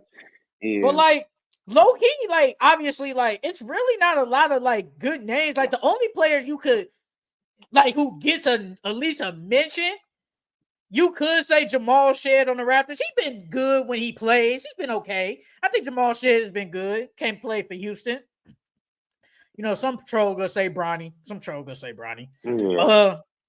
Ryan Dunn. Yeah, Dalton, but yeah, he been because he was hot to start the year. Dalton had that good stretch and been inconsistent every game. So it's like I can't name Dalton. I did like Keyshawn George was a mention. He was a mention.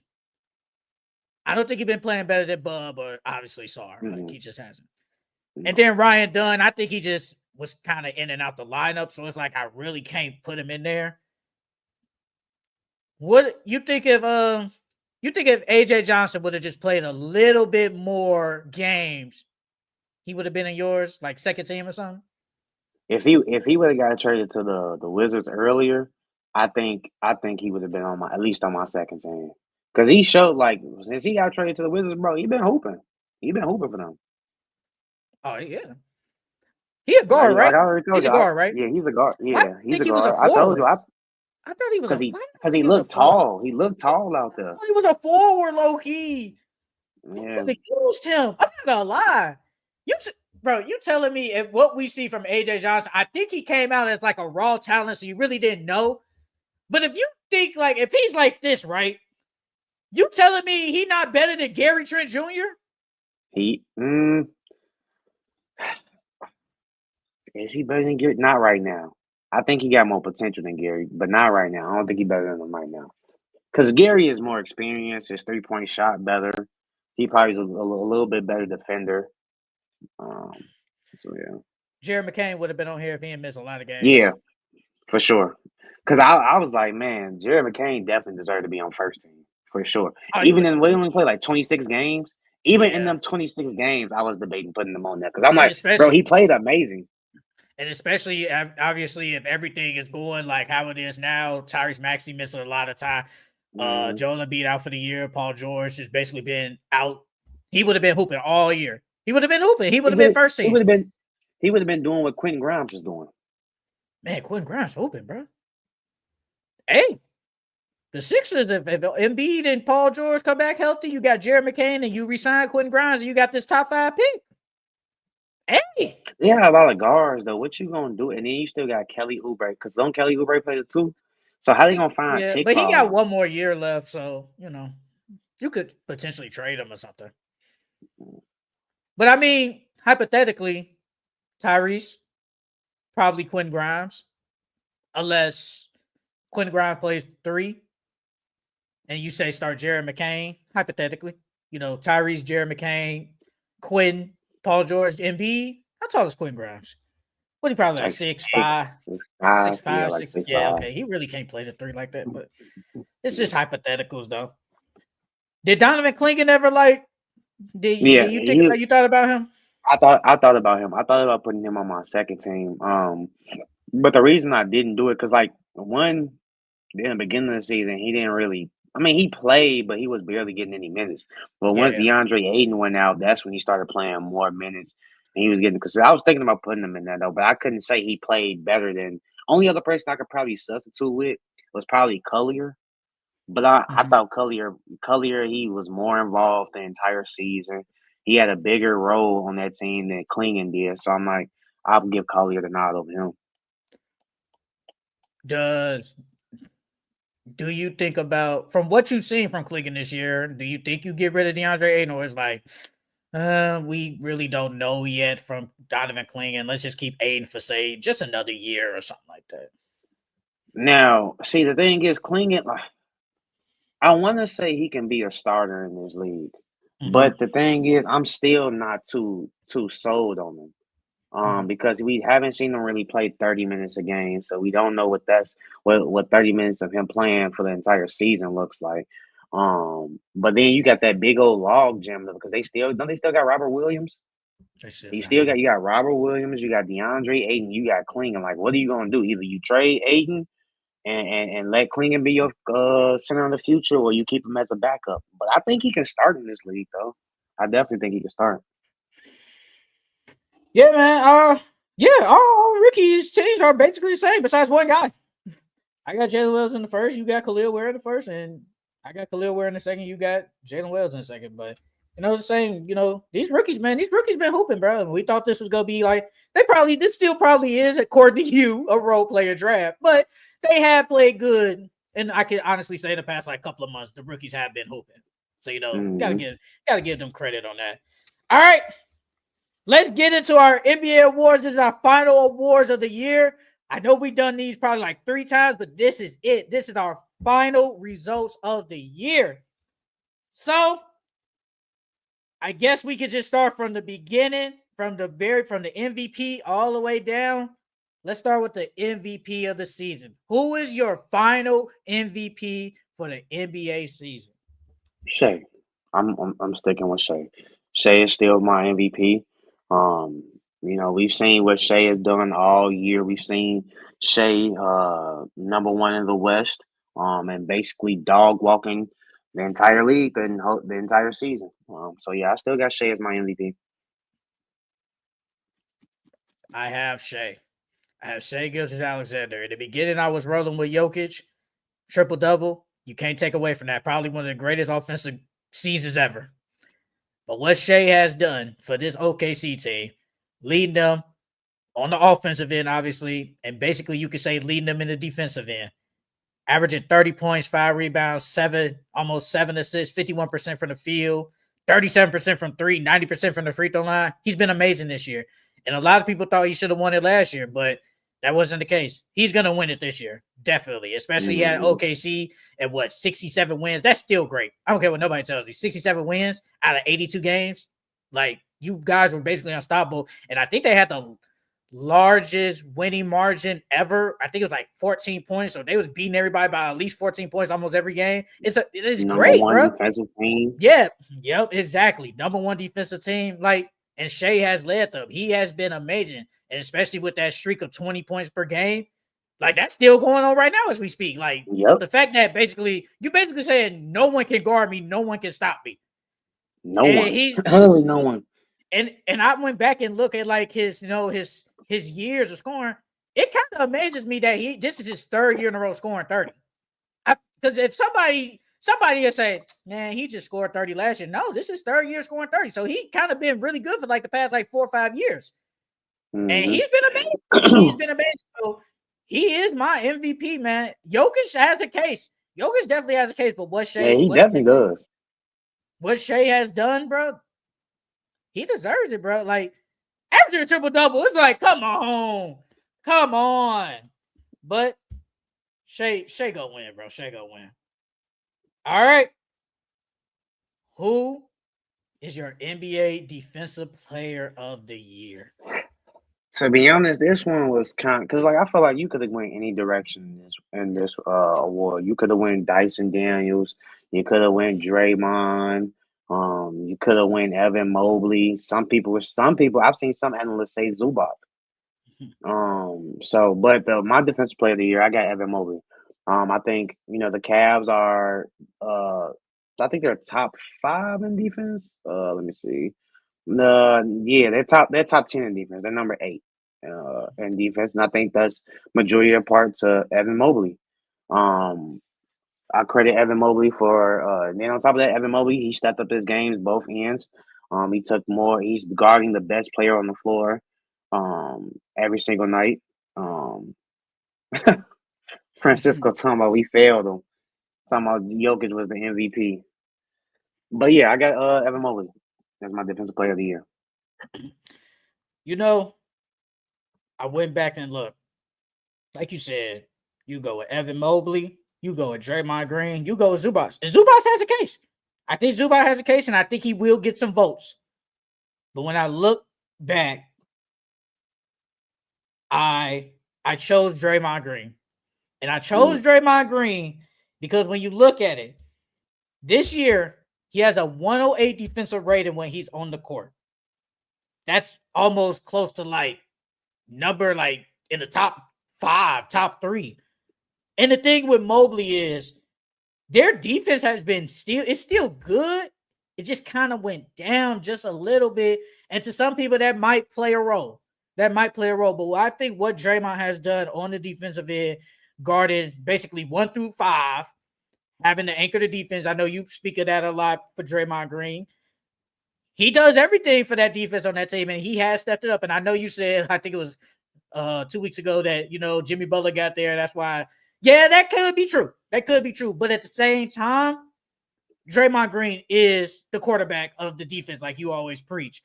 And look, the Warriors have a top 10 defense in this league, top 5 or somewhere around there. They're really good, bro, and it's because of Draymond Green. Draymond Green number is 7. getting my vote. Yeah, it's top 10. The Draymond Green is my defensive player here because of what he can do and how he can guard basically almost every position. He's been really good at that this year. You gotta give Draymond his credit for that. He's been good, bro. He's been really good for them. What did you say Draymond's defensive rating was? So 108 when he's on the court. I mean, him and Evan Mobley, they're the same. Evan Mobley's is 108. And opponents' points per game, they're ranked 8th.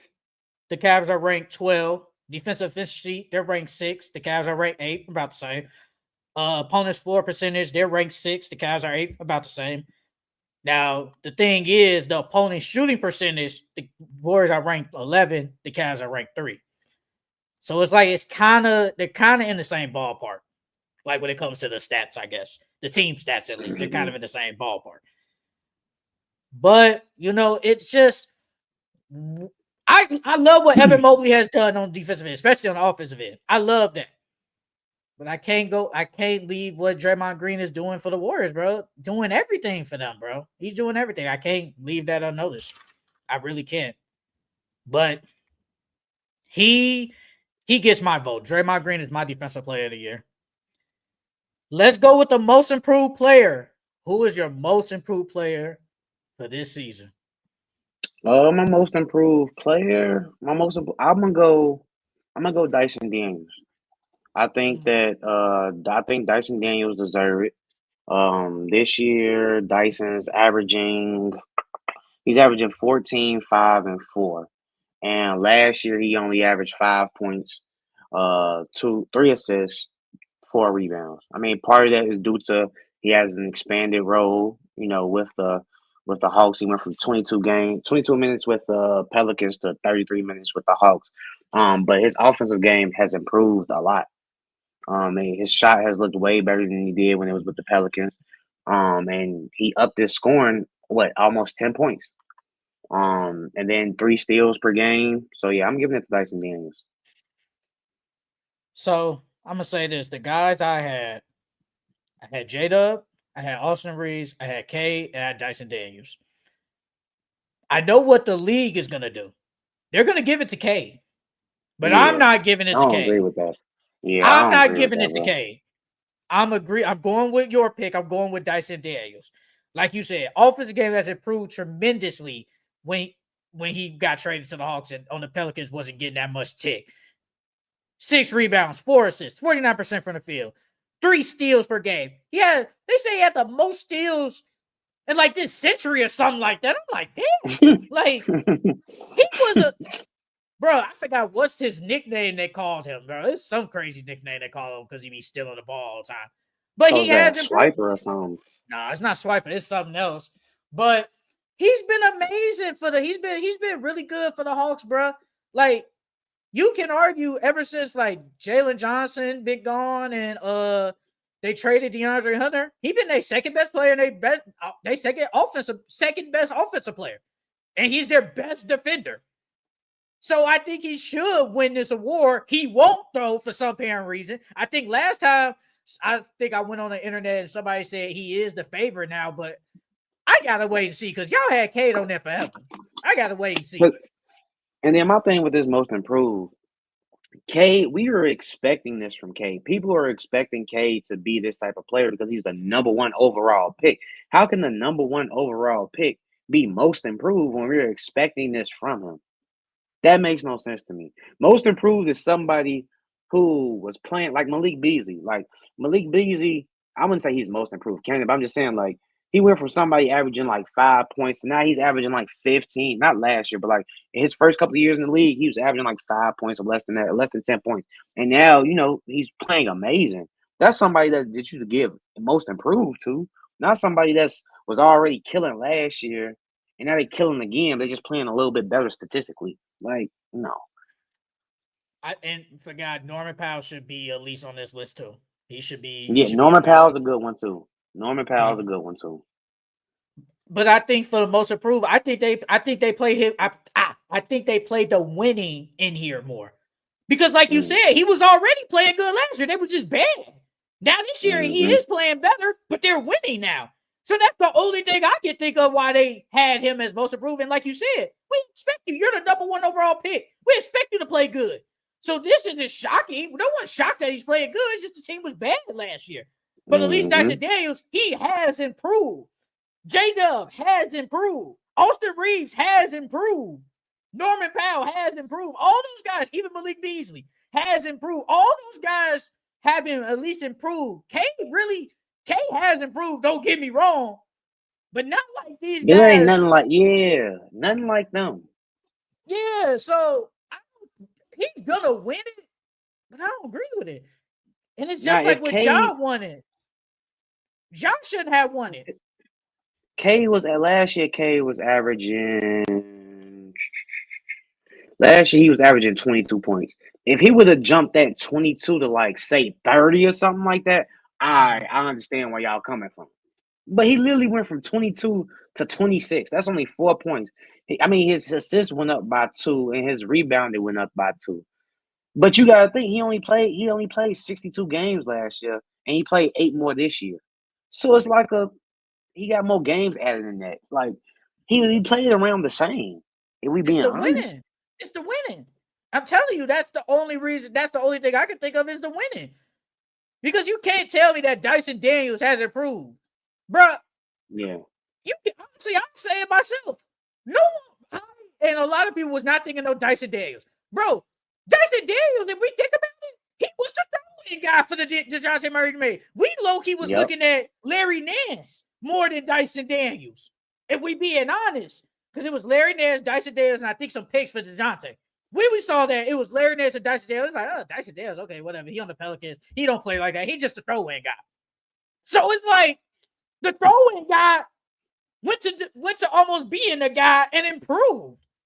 So he And then G, deserves it. if you think about it, G, he wasn't even talked about at all. And then now his name is being mentioned. When you think of the Hawks, you're gonna mention Dyson Daniels. So that should tell you right there he should at least win most improved. We went from not even talking about him, not even mentioning his name. Now his name is plastered all throughout media now. Like that should be an example right there why he should win. But they're gonna give it to Cade. I mean, Cade, if you do win it, congratulations. And I just don't think. No offense, brother. I just don't think you deserve it. But if you win, good for you. That's just. I mean, the most improved has just it. The last couple hasn't been like the same. Like Tyrese Maxey last year won it. Kobe He White shouldn't have should have got it. won it. Kobe White Yeah. should have won it. Mm-hmm. Like Tyrese Maxey was already killing, but Kobe White jumped up. Like I feel like, bro, if you like how you said, if I go from 20 to 30, I should win. Jason Daniels, bro. If you go look at what he averaged last year, I guarantee he didn't average double-digit points. Nah, he averaged 5. He averaged 5.8. Exactly. And look at him now. Dyson He Daniels, jumped you're it by getting the 10 love from points. us. You're getting the love from us, brother, because you deserve this award. Now, if you win it, hey. But, Cade, I mean, if That's you win well it deserved. too. But it's just like, bro, the award is just, it's like, come on, y'all.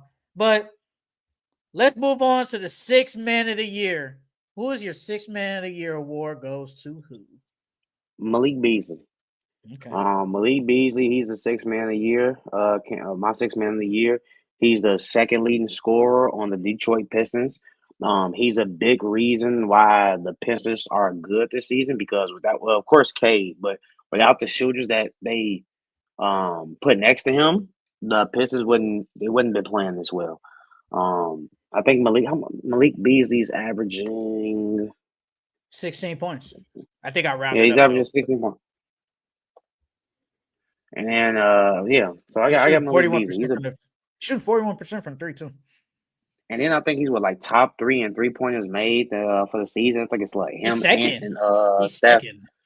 He's second. Yeah, bro. it was Ant first, then him, and then Steph, right? I don't know who's third. I'm not gonna lie. I don't know Yeah, who's third. it's Steph. It's Steph. Okay. And look, his points jumped from 11 last year with Milwaukee to 16 this year with Detroit. Shooting about the same from the field, 41. I mean, from 3, 41%. But yeah, I got Malik Beasley. He's a big reason why the Detroit Pistons are where they at right now.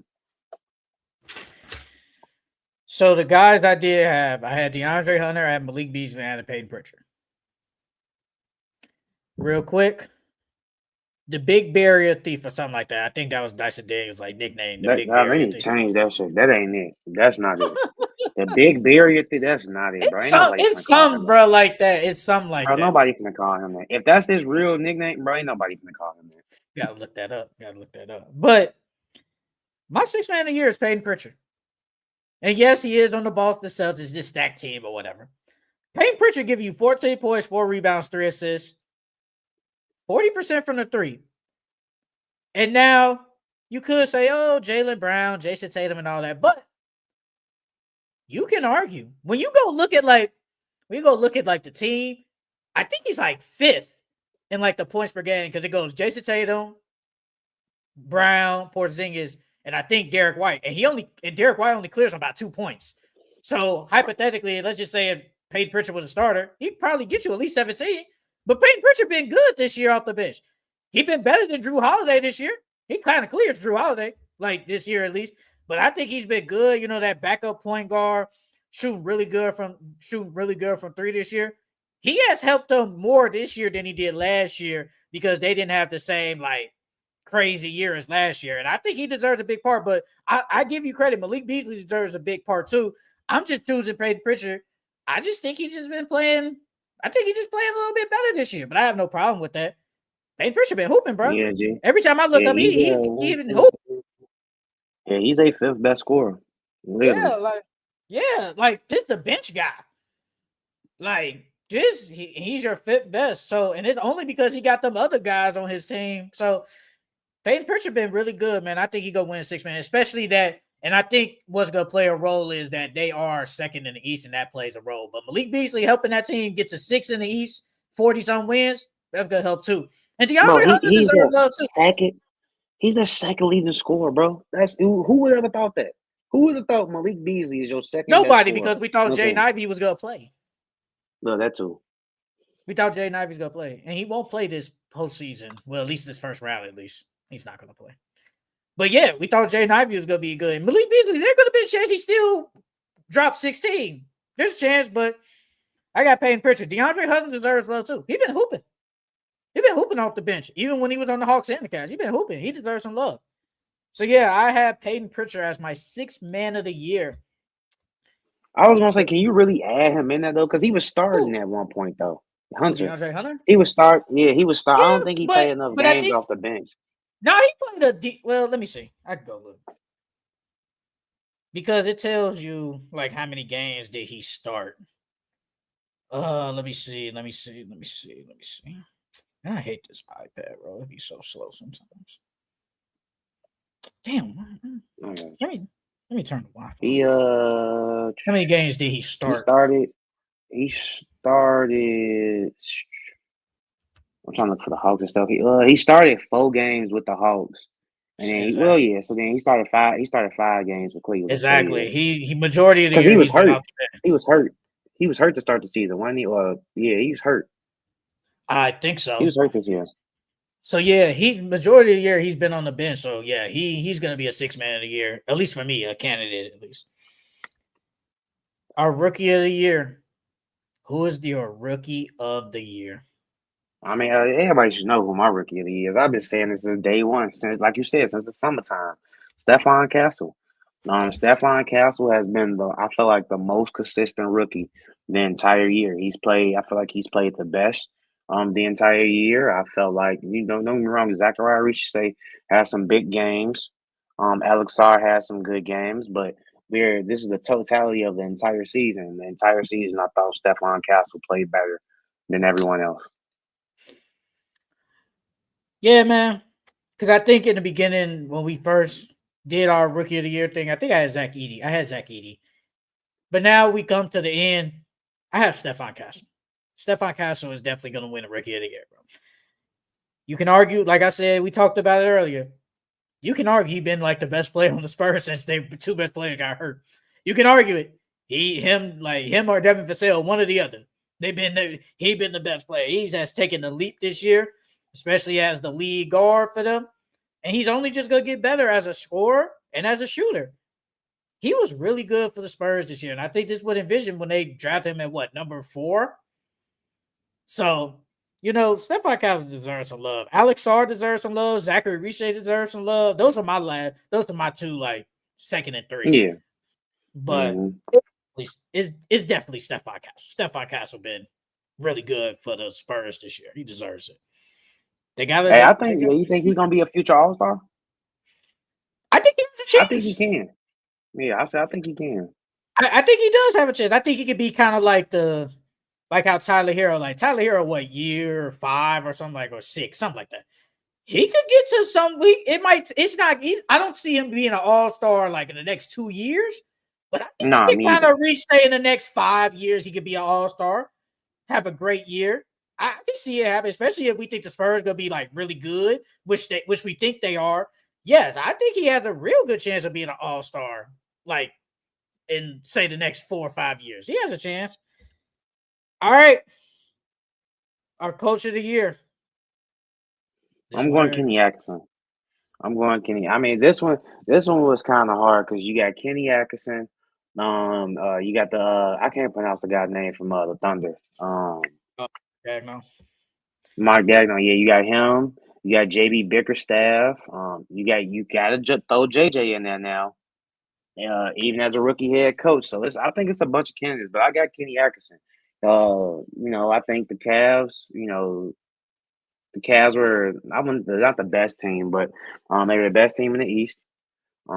He unlocked Darius Garland, and he got him and Donovan Mitchell playing really well together. He got Evan Mobley to step it up this year. And then their record, whether it's 64 and 17. Dang, what did he do? Okay. What just happened? What did you do? I don't know what the hell just happened. What did you do, bro? I don't know what the hell. Yeah, they 64 and 18. But yeah, they're top 5. I mean, a top 10 defense and a top 10 offense in the league. Oh yeah, so I'm going Kenny Atkinson. Okay. I've been back and forth on this. I know you said JJ deserves some love. I think he will get some love, but he ain't in here. Mark Dagnall, he ain't gonna be in here because he did it last year, technically. I think you forgot about Ime Udoka too. You forgot about him. Yeah, I forgot about Ime. Ime deserves to be in here. I'm going with JB Bickerstaff. I can't. Bro, the Pistons lost 20-some games last year in a row. You've been saying those games were competitive. And that team, when you look at it last year, that's not a 14-win team. It's not. But the fact is, bro. Yes, he was a terrorist. Monty was definitely a terrorist. But the fact is, they did lose like 20-some games in a row. And what JB Bickerstaff has done with the Detroit Pistons, I don't care who you are. I think people on the inside of the team thought they was winning 40-some games. I don't care what. Can you tell me that? I'm going to think he's lying. I'm going to swear to God, I'm going to say you a liar. You did not think he probably thought they were good. He thought they was good, but not no 6 seed. Yeah, he didn't think they was no 6 seed good, though. That's what I'm saying. And once again, I said, I thought they would be the Pistons, not the Pistons, the Blazers this year. You know, still not a good team, but better. I didn't predict this. And you said, man, once I saw JB Bickerstaff and once the players I saw them brought in, I'm like, they could be better. Man, they changed the whole franchise around. They 6 seed in the East, 44 wins. They got 11. They're ranked number 11 in offense and 14 defense. I didn't think they would be in the middle of the pack because when I went last year, I think they were like bottom. Like they were bottom and like almost everything. Hey, don't forget the Pistons. I'm not the Pistons. The Cavs. They Kenny Atkinson. They 20 games. They were like 48 and something that last year. Now they 64 wins this year. So I mean, Kenny Atkinson did good too. No, I had them as like the 5th best team in the East when we did our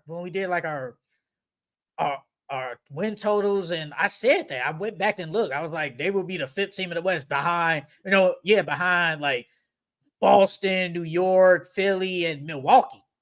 Bro, they was the 2nd best team in the league. Mm-hmm. Like, I'm giving him all the credit in the world. But, man, JB Bickerstaff turning the franchise around is crazy, bro. Yeah, he did. He did. He did 30 games. They won 30 more games the last year. Exactly. Like, I can't let that go unnoticed. Like, Kenny deserves all the credit in the world, bro, because he got that offense looking great. Like you said, number 1 ranked offense. Because last year, I think they was ranked, like, maybe in the middle of the pack. The offense wasn't great last year.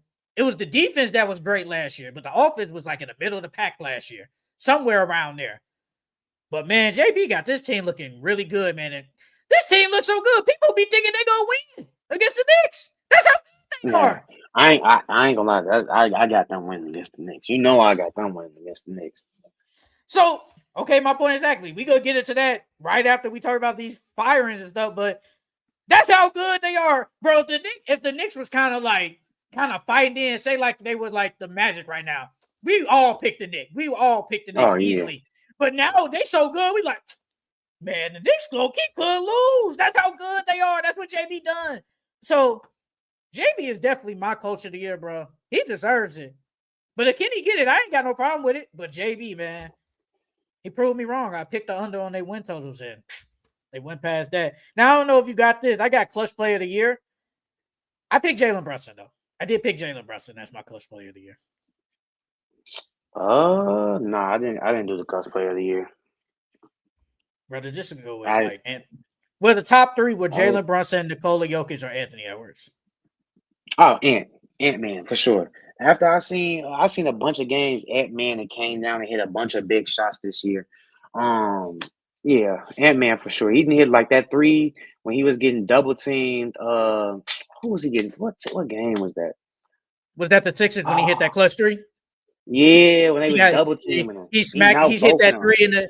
Hey, that made me that game won me against you with fantasy. Yeah, bro. Yeah. Yeah, G. So motherfucking I'm gonna go Ant. I'm going Ant. Yeah, man. Like, but yeah, I mean, man, hey, JB get it. That's my guy, man. But that is it for our NBA awards. let's get into these NBA firers. Let's start with the Phoenix Suns. They fired Mike Budenholzer after a terrible year. I think they went 36-46. Yeah, after a terrible year. KD was hurt most of the year. Bradley Beal was hurt most of the year. Devin Booker was there, but the team construction just wasn't good. I mean, I'll start this time. I'm not gonna lie, I'm actually kind of shocked they fired him because the only reason I'm shocked is because I've always said to myself, I'm like, there's no way they fire this man after you just fired Monty Williams, then you fire Frank Vogel, then you go fire Mike Budenholzer. It's like you're paying almost 3 coaches. Now you go pay a 4th head coach. It's just like that's bad management. That's really bad management on Matt Ishbia's part. And I mean, I get it. Like, you know, if you got the opportunity to go get Kevin Durant, I have no problem with that. You go after. You go get that guy. And I don't have no problem with like them even saying go after Bradley Beal. It's just maybe if there was more basketball minds in there, they probably would have said, this probably ain't the greatest fit with Booker, Beal, and Kevin Durant on the same court. You probably should have gone after, say, a legit good point guard, hypothetically Chris Paul or something. Like, they could have did that, but the roster construction was bad. I think Mike Budenholzer lost the locker room. It was reports saying that Bradley Beal told him to be Drew Holiday. Then he had fits with Devin Booker. So it's like he just lost the locker room. And at that point, you just got to get rid of the man. But, you know, I was kind of shocked they fired him because you already paying a lot of coaches a lot of money. Now you're going to be paying 3 head coaches money. And I saw that Mike Budenholzer, if he doesn't like coach, he's getting $10 million a year to do nothing. Yep. Mm-hmm. I'm sitting on the Yeah, couch. I would say I was shocked by it too. I didn't think they was gonna fire him after his first year, but after I seen the reports of him and Devin Booker getting into it, and him and KD not really seeing eye to eye, and then the whole Drew Holiday telling Bill to be like Drew Holiday, I was like, yeah, he got to go after that. But James Jones is still their GM, right? Yes, he is. Yeah, so like they got some basketball minds over there. I don't know if Budenholzer was the right coach. Because like I was watching Jeff T's podcast 520, and he was talking about how Budenholzer was one of them type of guys where like he needs a bunch of like nobodies on his team to coach. You know what I mean? So like when he coached that Hawks team and they played really well, like that was the type of team that he needed because it wasn't a superstar, so everybody had to buy in and do different stuff, and sacrifice for the team. Whereas when he with the Suns, he's telling Bradley Beal to be like Drew Holiday, and Bradley Beal like, man, what? Drew Holiday? Our games are nowhere near similar, and I'm not the defender Drew Holiday is. So, yeah, I was surprised that they fired him after year 1. I thought they would at least gave him another year and then let him go. But yeah, after all those reports came out, it wasn't shocking. Do you think when he told him be like Drew Holiday, did you think he told him to be like Drew Holiday, or you think be Drew Holiday like sacrifice? Both. Like sacrifice defensive. I think he wouldn't be to be like Drew Holiday defensive wise, and like sacrificing, swinging the ball more to KD, getting KD and Book more involved. That's what I think he meant by being more like Drew. And I know you said James Jones, but maybe this was a Matt Ishbia thing. I think he wanted like these star players. He's like, hey man, we got these star players. We can win. We could potentially win. But it's like y'all was good last year, got smacked in the first round, then y'all was worse. It's like, come on, what we doing? And Mike Budenholzer, okay, he said that he needs a bunch of nobodies, but he had Giannis, and if you want to say, like, if not you, but if somebody says like Drew Holiday and Chris Middleton were stars, he had like 3 stars on his team, and they won. They won I a mean, championship. but they bought in though. They bought in. I think, and then on top of that, they had Drew. Drew's a really people respect Drew. So if Drew's buying in, I feel like everybody else is gonna fall in line because he got that respect in the locker room. But remember we thought Tyus Jones was gonna be a good pickup for them. That wasn't it. That he wasn't a good pickup for them at all. I think them trading away Aiden hurt them a lot. I I think that hurt said them a that. lot. I said that. I said, bro, they chose Monty Williams over Aiden. That's basically what they did. And usually that doesn't happen sometimes. Usually it's the player that stays and the coach goes. That's how it Hmm. usually is. But I think Monty Williams' reputation kind of kept him there. especially since you got Kevin Durant. Because Kevin Durant got there for that half year, then they fired Monty Williams. I think. No, am I right? No, it was the next year. Because when him and Aiden got into that argument, Aiden was still there. Okay, yes. Okay, I got it right. I'm just, like I said, I'm only shocked because you already got a lot of coaches you got to pay. Because I remember when they signed, I'm like, man, they giving Bud the bag. Now he at home with the bag. Just chilling. I ain't coaching. I'm going to be a Monty Williams. Get that money from Detroit. Y'all never see me ever again in NBA. I'm going to go coach high school. Get this and still chill. Like, it's just bad. It's bad on their part, man. It's bad organization. Now they're stuck. Now they got to trade Kevin Durant. You got to convince Bradley Beal to at least say, waive your no trade clause, brother. Like, now, low-key, the Suns are stuck in no man's land. I don't think they're in no man's land. They're just stuck. They can't do anything. They really can't. But I'm shocked about the firing. I'm not gonna lie. I'm shocked about the fire. But they say it was reports KD linked to Houston now. So if they trade KD to Houston, they can get some pieces back, and they won't be in a total rebuild for real. But they can get some pieces back. I keep hearing Dallas. I know we did the trade thing with Dallas. I don't think Dallas has good picks, and honestly, I don't think they got nowhere near as good players on Dallas than the Rockets do. The Rockets, yeah. I think the Rockets actually the best choice. Like, you could say the Heat, but Spurs. it's like, remember we said the Spurs. We did say the Spurs. They have that's another team. I would say the Spurs and the Rockets have the pieces and the picks. But the Heat is like, why would I trade if I do gotta give up Tyler Hero? That kind of defeats the purpose of trade Tyler Hero for KD. So it's just KD, Bam, and some role players. Like, why would I do that? Like, we still the same technically.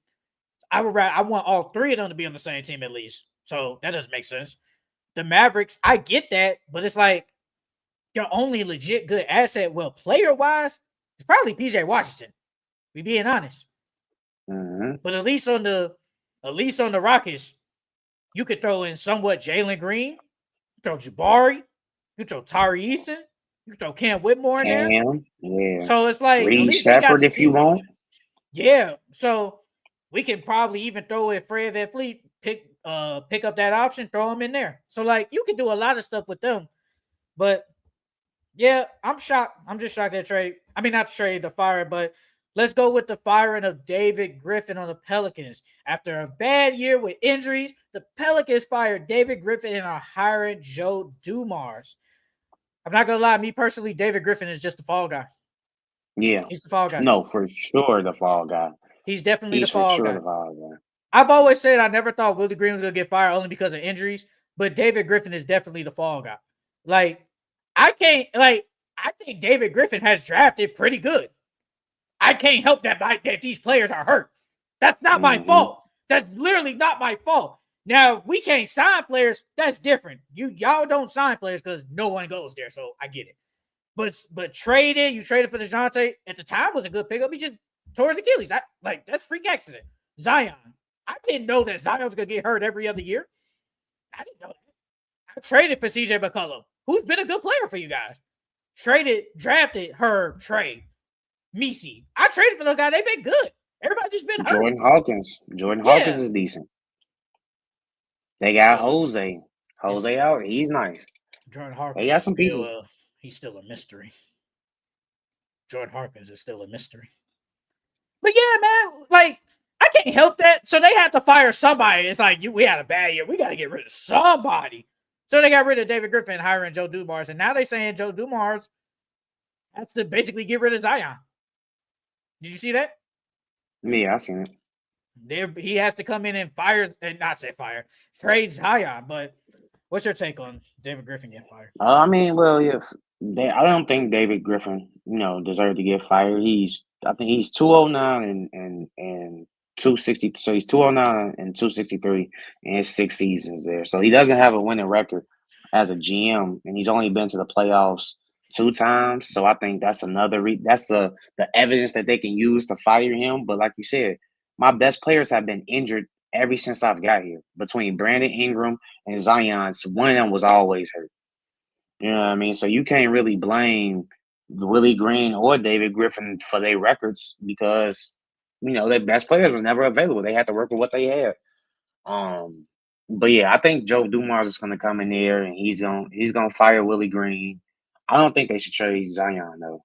I think they should keep Zion and they should try to bring some more pieces in and build around him. It says among the favorites. This all basketball forever. Shout out to them. It's just the Hornets, the Heat, the Pistons, and the Warriors. If I'm the Pistons, I'm going after Zion. I want Cade and Zion on the same team.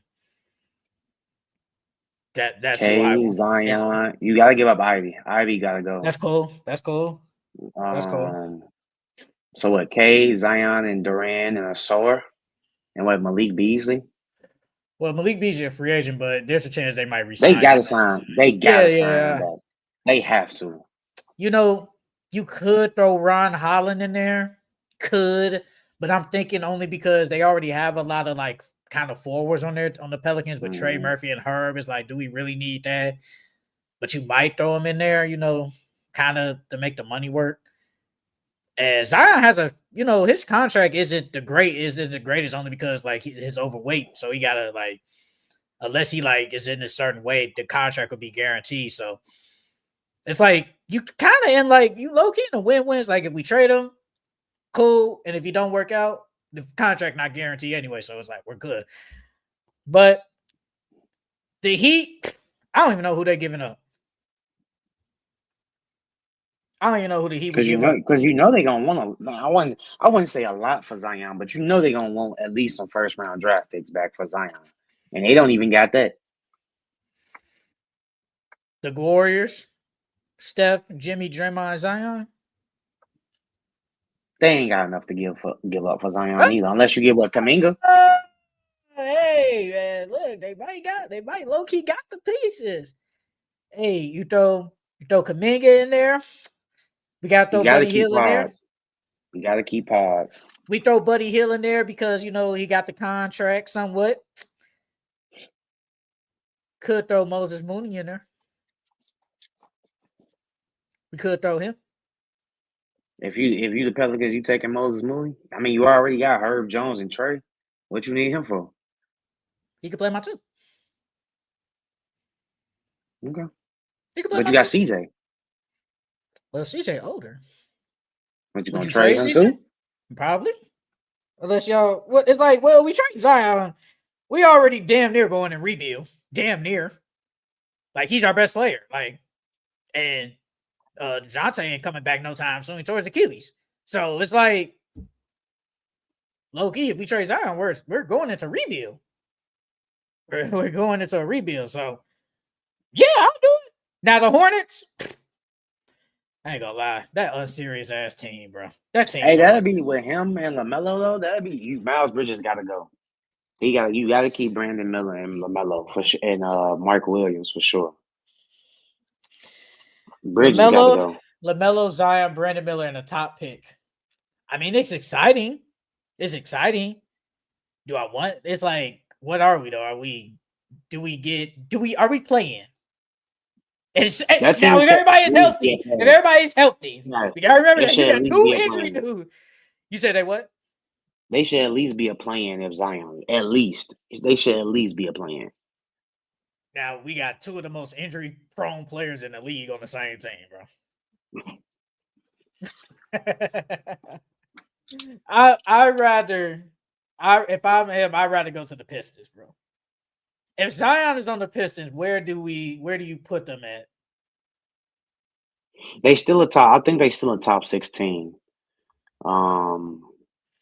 I wouldn't put them over the Bucks. Could they fight for fourth in the East? I think they could. I think they could fight for fourth. I mean that they would have to be better than they could be better than the Pacers for sure. Yeah, they could definitely be, but I don't know are they better than the Bucks? Well, what are the Bucks now? I mean, now with no Dame, yeah, they'd be better than the Bucks, but with Dame, are they still better than the Bucks, or are they about the same? I would say the Bucks are better, I don't think they clears them. I don't think they clear them. I'll say that. I don't think the Bucks Um, clear them. but Zion, they'll still definitely be a top 16 for sure, though. I feel like it'd be solidified if they had, because like right now, if Paulo wasn't injured the entire majority of the season, and if Franz didn't get hurt, we think that the Magic probably would have been a top 16 in the Yeah, East. So easily. so yeah, but I think they'll comfortably be a top 16 if they get Zion. Easily. So the last firing that we really got is the Sacramento Kings. They fired their general manager literally after they just sold in the play-in game yesterday, which is crazy. You fire them as the minute you lose. But me personally, I don't know. Like, he probably the fall guy too. Well, you did trade De'Aaron Fox and technically didn't get no younger player back, so technically it was kind of bad, I guess. You got back Zach LaVine, but Zach LaVine is older. Like, this team is kind of old, but somewhat got some young players, but it's like they're in no direction. They're in no man's land. I don't know what they're doing, but firing the general manager right after the game was actually kind of crazy to me. You could at least give him a day. Could at least To give be him a day. honest, I don't think they should have fired him. He was just the exec of the year, like 2 years ago in That 2023. was He him when won they won exec them of the year. when they won all them games. He was the Yeah, executive. Oh, for yeah, real? he was Damn. exec of the year. You know what I I didn't mean? know that. And he's been there. He's been there for 5 seasons. He's made the playoffs twice. He's 195 and to 205, so he's 10 games under 500. I don't think this was really his fault. I don't think he should have got fired. I think they just need a different coach. To be honest, you fired Mike Brown middle of the season, and then now you got Max Christie, and it was just a lot of turmoil there. So I don't think he should have got fired. Man, he's just another fall guy, bro. Kings had an underwhelming season. They've been bad. You gotta fire somebody, bro. It happens in sports all the time. Somebody got to be the fall guy, like Nico Harrison. Now, I'm starting to think Nico didn't do the trade himself. I think it was management that told him to trade Luka at this point. It's just Nico just taking all the shots. He literally just taking all the bullets. So you need a fall guy. You need somebody to take all them bullets for everybody. But that's really it for all the firings. I think that was it in the last week or so. Let's get to the main part of the show, man. Let's preview all these playoff series. This is gonna be this probably be almost an hour. But let's preview these series, man. Let's start with the East. So let's start with the 1 and the 8 seed. Let's start with the Cavs. The Cavs will either face the Miami Heat or the Atlanta Hawks. What are you thinking about in this series, and who do you have winning? Well, the better matchup would be the Heat and the Cavs. I think since the Heat are so good defensively, they can slow the Cavs down just a little bit. But if anything, they'll just get if they do beat the Hawks and they face the Cavs, they'll only get one game. It'll be a gentleman's sweep, if not a sweep. So regardless of who they go against, the Cavs sweeping whoever. They just been the most dominant and better team. Hey, man. I was thinking, like, if Trae Young do win this game, I'm like, can Trae Young is great, don't get me wrong. But can he get one game against the No. Cavs? No, I'm like, he's not getting one game, bro. No. He's not getting one game, bro. I'm like, bro, this is a cakewalk, bro. It's like that guy in fantasy, man. It's like, yes. Well, That free W coupon. Bro, this is a free W coupon, bro. This is easily a free W coupon. Bro, the Cavs have to face either the Atlanta Hawks or Miami Heat. Two bad teams. That's why you get that one seed, so you can get a cakewalk. If the Cavs do have to face either one team, I think they sweep them regardless, bro. If it's the Heat, I think the Heat offense can't keep up with, say, the Cavs. The Cavs have legit 4 players that can, two players that can go off and 2 big men that can do whatever. And you got DeAndre Hunter and Ty Jerome coming off the bench. I also like Ty Jerome, yeah. Like, the Heat just don't have the firepower. I think Tyler Hero could go crazy all he wants. Bam hasn't been the same offensively this year. He can play good, but it just won't be enough, bro. It really won't. And the same with the Hawks.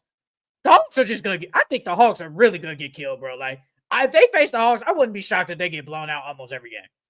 Yeah, I was gonna say every game will be a blowout if they go against the Hawks. I'm not gonna lie. Okay, I'll say this. I think at one point in every game, the Cavs go up by 20 at least. I think they blowing them out every game. Man, that's crazy. They They don't blowing even them put up out a every fight. game. They don't even put up a fight, man. This is why I started with the Cavs and the Hawks. I knew this one gonna be long. Yeah, man. So I'm going with the Cleveland Cavaliers to sweep either the Atlanta Hawks or the Miami Heat. They are gonna kill these teams. They have no chance. Man, you fighting to get smacked. Hey, man, but you get the extra TV money in the playoff games, though. I know the owner like. Thank you. Let's Had more start. money in his pocket.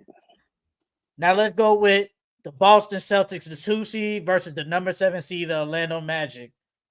What do you think about this series, and who do you have winning? I'll say, remember I told you, I think the Magic, they wanted the Boston Celtics. They're not Real quick, afraid of real them. quick, They're not. real quick, real quick. My bad. I think the Magic wanted the Cavs more than the Celtics. That's all I'm gonna say. I think. Well, I don't know, because I think the Magic think that they can beat the Cavs, not the Cavs, the Celtics. I think they think they can beat the Celtics. I think they match up well against them. The only thing with the Magic versus the Celtics is they had a big scoring drought against the Atlanta Hawks, and the Atlanta Hawks are boo boo. So if you have a scoring drought against the Boston Celtics, you're gonna easily get dubbed. You can't go 3+ minutes without scoring against the Boston Celtics because their offense is so prolific. Like you can't, and then they're still a good defensive team. So you can't do that. If you're already having 3-minute scoring droughts against the Hawks, who defense is nowhere near compared to the Celtics, what you think gonna happen with the Celtics? You know what I mean? So Paulo and Franz, they can't have these subpar games or these bad shooting nights. They're gonna have to shoot efficiently every single night for 7 games against the Boston Celtics if that team wants to have a chance of winning. Because a Cole Anthony dropping 26 and 20 points, 20 minutes against the Boston Celtics for 7 games is not gonna happen. That's not gonna happen. It may happen one game, but you'll be lucky even if you close that game because the Boston Celtics they score too well, and I don't think the Magic can keep up with them. But I think the Magic can at least get a game, maybe 2 out of them. But I still got the Celtics winning. I think I'll say this: the Magic, if they would have played any other team than the Hawks, they probably would have lost that play-in game. They play any other team, like just a good team, they probably lose that game. I don't know a team off the top of my head. For example, like Miami. If they would have played Miami, I think they would have lost. you think they would have lost if it was Miami? Yeah, they would have beat the Bulls too, because the Bulls are butt. But if they would have faced the Heat, they would have lost too. I think the Celtics, honestly though, I like Paulo so much, bro. I think he can will a team and get a W, but I'm gonna go with a sweep, bro. I think the Magic just don't got the offensive firepower, bro. And Jalen Suggs. Jalen Suggs would have been huge in this series too. He's not there, and he with Haley Van Lien somewhere. He's chilling. So, like, I just don't like the firepower. Like you said, bro. If you have a scoring drought that can't score, like Paulo and Franz were not good against the Hawks. They just wasn't. And like you said, Dyson Daniels played a part, but they were missing shots, but they just wasn't good. If Cole Anthony has to have a game like that, that means we're not good. That means we're playing bad. And the same at Wendell. And Wendell and Cole Anthony are leading the way. Either we're losing, not losing, either we're not playing good or the team we're playing is butt. That was the Hawks. The Celtics are an inferior team.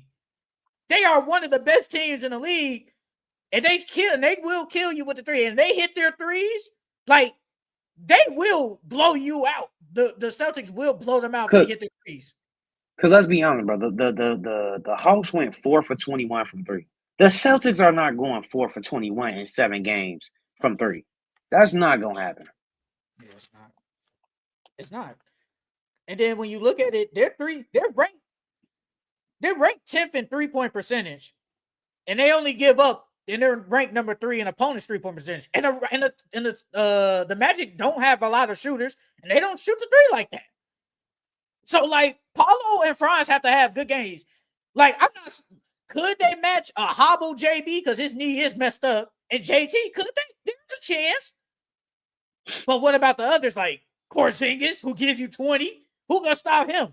Derek White, Drew Holiday, Peyton Pritchard, Peyton Pritchard. Yep. even Al Horford. Al Horford come in the game and hit threes. Bro, Shit, even Sam Howell. Sam Sam Howell's good Howell. too. Oh, everybody, basically everybody who plays can hit a three. Everybody who plays can hit a three. And I think the Magic have the size that can make it like hell for the Celtics. I just don't think they have the offense to keep up with them though. Does Jonathan Isaac, does he play more this series? Because somebody has to guard Tatum, and you can't put Paolo on. You can put Paolo on Tatum throughout spurts of the game, but the entire game, I don't want Paolo on Jason Tatum the entire game because you need Paolo for the offensive end. And if you got him guarding Tatum, his legs gonna be gone by the fourth quarter, and it's gonna be all there. But I think Jonathan Isaac has to play more this series. I think Jonathan Isaac will play more center though, backup center. Yeah. So he probably will. You know, the Celtics, they're gonna try and get a small on Porzingis, and and he just gonna shoot over. That's all Porzingis do. He go back you down and he gonna do that little pull up, little fadeaway, and he gonna shoot over the little guy. That's all he do, and he smack it every time. I like Paolo on Porzingis rather than Paolo on Tatum. Because with Paolo on Porzingis is not really dribbling a lot. He ain't really moving that much. He picking and popping, or he's in the mid post, So I like Paolo. I like Paolo on Porzingis.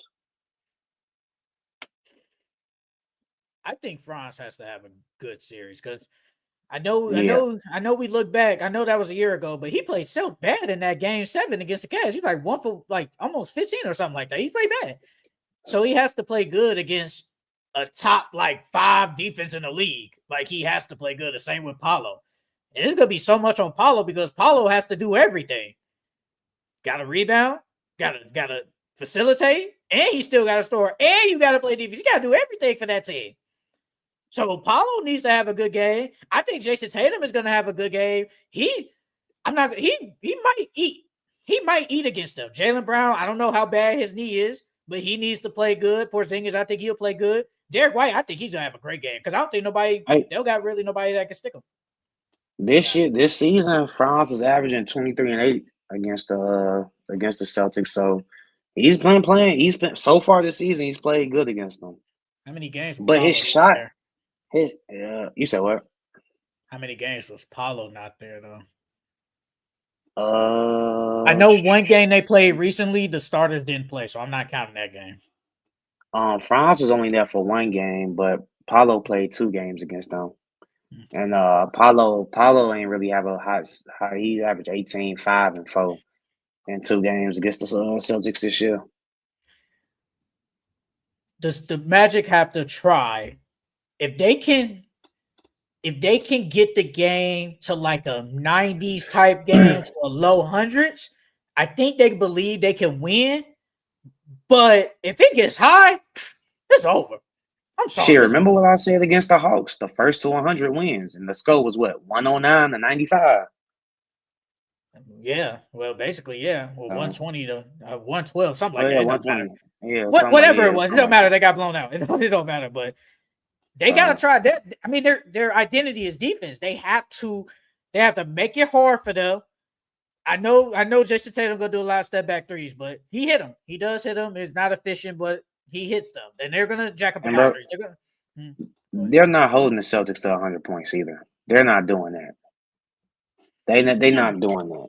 They're not doing that. So it's gonna be a tough series for them. They literally have to play perfect every game. That's the only way they can have a chance to win it. They have to play perfect. I got the boss. Because what 3-point shooters do they have? If Caldwell Pope plays they can't shoot. If Caldwell Pope plays like how he did against the Hawks, they really have no chance. Franz needs to hit his threes. Paolo needs to hit his threes. That's too much to ask for. You asked for a lot to go right. And how many Cole Anthony games are we getting? And Anthony Black is a key too, but how many Cole Anthony games are we getting? What, we might get, say, 1 or 2, but is that going to be enough? I'll play 1 or 2, yeah. And is that going to be enough? Y'all probably still get blown out. If y'all face, if they had that game, like they play against Celtics, bro, they getting 30 piece. bro, the Celtics, bro, mind you, this is only game one. They're favored by 15 points already. They're favored by 15. That's off game And one. and if we being honest, I could see them covering it. I could see them actually covering it. Like, bro, I'm sorry. I like the Magic. They not win this series. Like, the Celtics are minus 7,000 to win this series. Like, bro, they got Vegas got them easily winning. Only I way, got this. knock on wood, only way the Magic win is if JT get hurt. Or if some players on the Celtics team, that's the only way they win in this series. I think Porzingis eats. I think Porzingis is gonna eat. I think him Like, and Derek White gonna eat. I keep forgetting. Like, Porzingis is a dog. Because remember, he was the unicorn before Wemby. Mm-hmm. He a dog, bro. He basically averaged 20 points. They basically got 3 guys averaging 20. Like, and I know you said Paulo, but it's like, bro, Porzingis is like 7'2". Like, he's gonna shoot over the smaller guys, and they're gonna try and switch and get the smaller guy on him, and then he's Shit, the like, Magic don't even have a 7-footer. no, they don't. Everybody on their team 16 and under. And the thing is, JT is like 6'9", so he's basically the tallest player on the Magic, technically, if he was on that team. So Yeah. I just don't think they got enough firepower to keep up. The defense is still great, but man, that offense, boy, they offense ain't clicking. And like you said, if they can't leave them, if they can't have the Celtics in like the 90s range or hundreds or low hundreds, well, they gonna lose. They get smacked. So yeah, I got the Celtics 4-0 sweep. I wouldn't be shocked if Paulo gets a game though, or will the Magic. I wouldn't be shocked, but I got them sweeping, bro. I got them easily sweeping. What you say you got them? Shit, I can see them. I can see them winning 1 game, 1 or 2 games. I can, like you said, I can see Paulo having a masterpiece game and a legacy game and getting them and willing them to 1 win. And I can see the Magic playing really well and getting. I think if they do get 2 wins, they both gonna be at home. But for sure, they gonna get at least 1 win at home. Yeah, man. So yeah, let's go with the 3-6 matchup. The Detroit Pistons versus the New York Knicks. Oh What man, do you you know think who I about got. what do you think about this series, and who do you have winning this series? Detroit basketball. I got my Pistons, man. The Knicks, their defense has been atrocious. Tom Thibodeau has played them boy too many minutes. They ain't got the legs for the playoffs. I understand Jalen Brunson is back, but he's just coming back off injury. And the Pistons are a top defensive team in the league right now. I think what are they? They number 10 exactly. So hey, I got Cade and then my Pistons pulling it off. How many games? I think it's gonna go off 7. I think it's gonna be 4-3, 4-3 Pistons. Just the fact that you think it's going 7 is just like, wow, the Knicks are just like, come on, man. I like what Detroit is doing. Pick JB as my coach of the year, but I'm still going with the Knicks, bro. I like what K's doing, but the Knicks have 2 20-point plus game scorers. Who on the Pistons is gonna go along with Cade and be like, "Hey, I got you, brother." Who can match, say, a Cat or a Brunson, even an OG? Because OG is averaging close to 18 points. Mikhail is averaging 16. Like, who is coming? You know, Tom Thibodeau gonna play them 35 plus minutes, so they're gonna be in. So the stars are gonna be in the game majority of the time. I I think just that's don't. what's gonna hurt them though. Mm-hmm. That's what's gonna hurt them. I mean, they've been doing it all year though. Like, Ted's been doing this all year. I mean, come on, I man. mean, Like, don't get me wrong. Yeah, they got Cat and Brunson, but Cat and Brunson, you still gotta rely on the others. You still gotta rely on OG and Mikhail and Josh Hart. And the Pistons got people to throw at them. You know what I mean? So, and the Pistons are a really good defensive team. So if they could shut them down and you're not gonna shut Jalen Brunson down, but if you can contain him to some extent, I can see the Pistons winning. I don't think it's gonna be. I think it's gonna be closer than what people think it is. I think it's gonna be a close series. I'm just not picking the Pistons, bro. Like, And how many games? I'm picking the Knicks to win in 6. I think they can In win 6? 6. I think they can win in 6, bro. Like, you look at the Pistons, okay, like, what is Tobias Harris do? I know Tobias got a lot of playoff experience, but it's like last year he was bad in the playoffs. He was bad. Like Malik Beasley, what is he gonna do as like one of the focal points, really, well, key contributors on the Pistons? We know what K gonna do. K gonna go crazy. I think K's gonna have a great series. But it's like, who else gonna come along and play? And the Knicks got a great offense. I can't take them away from that. Knicks got a great offense. And I just don't. And who's gonna stop Cat? Like Jared the Red. Like I think Cat might and get that boy in foul trouble. And we know Jalen Durant get in foul trouble. Then they go bring in Isaiah Stewart. It's cookies after that, bro. Like I don't know. Jalen Durant might be the key because if he gets in foul trouble early by Cat, man. I mean, that's what you got. That's what you got Isaiah Stewart for.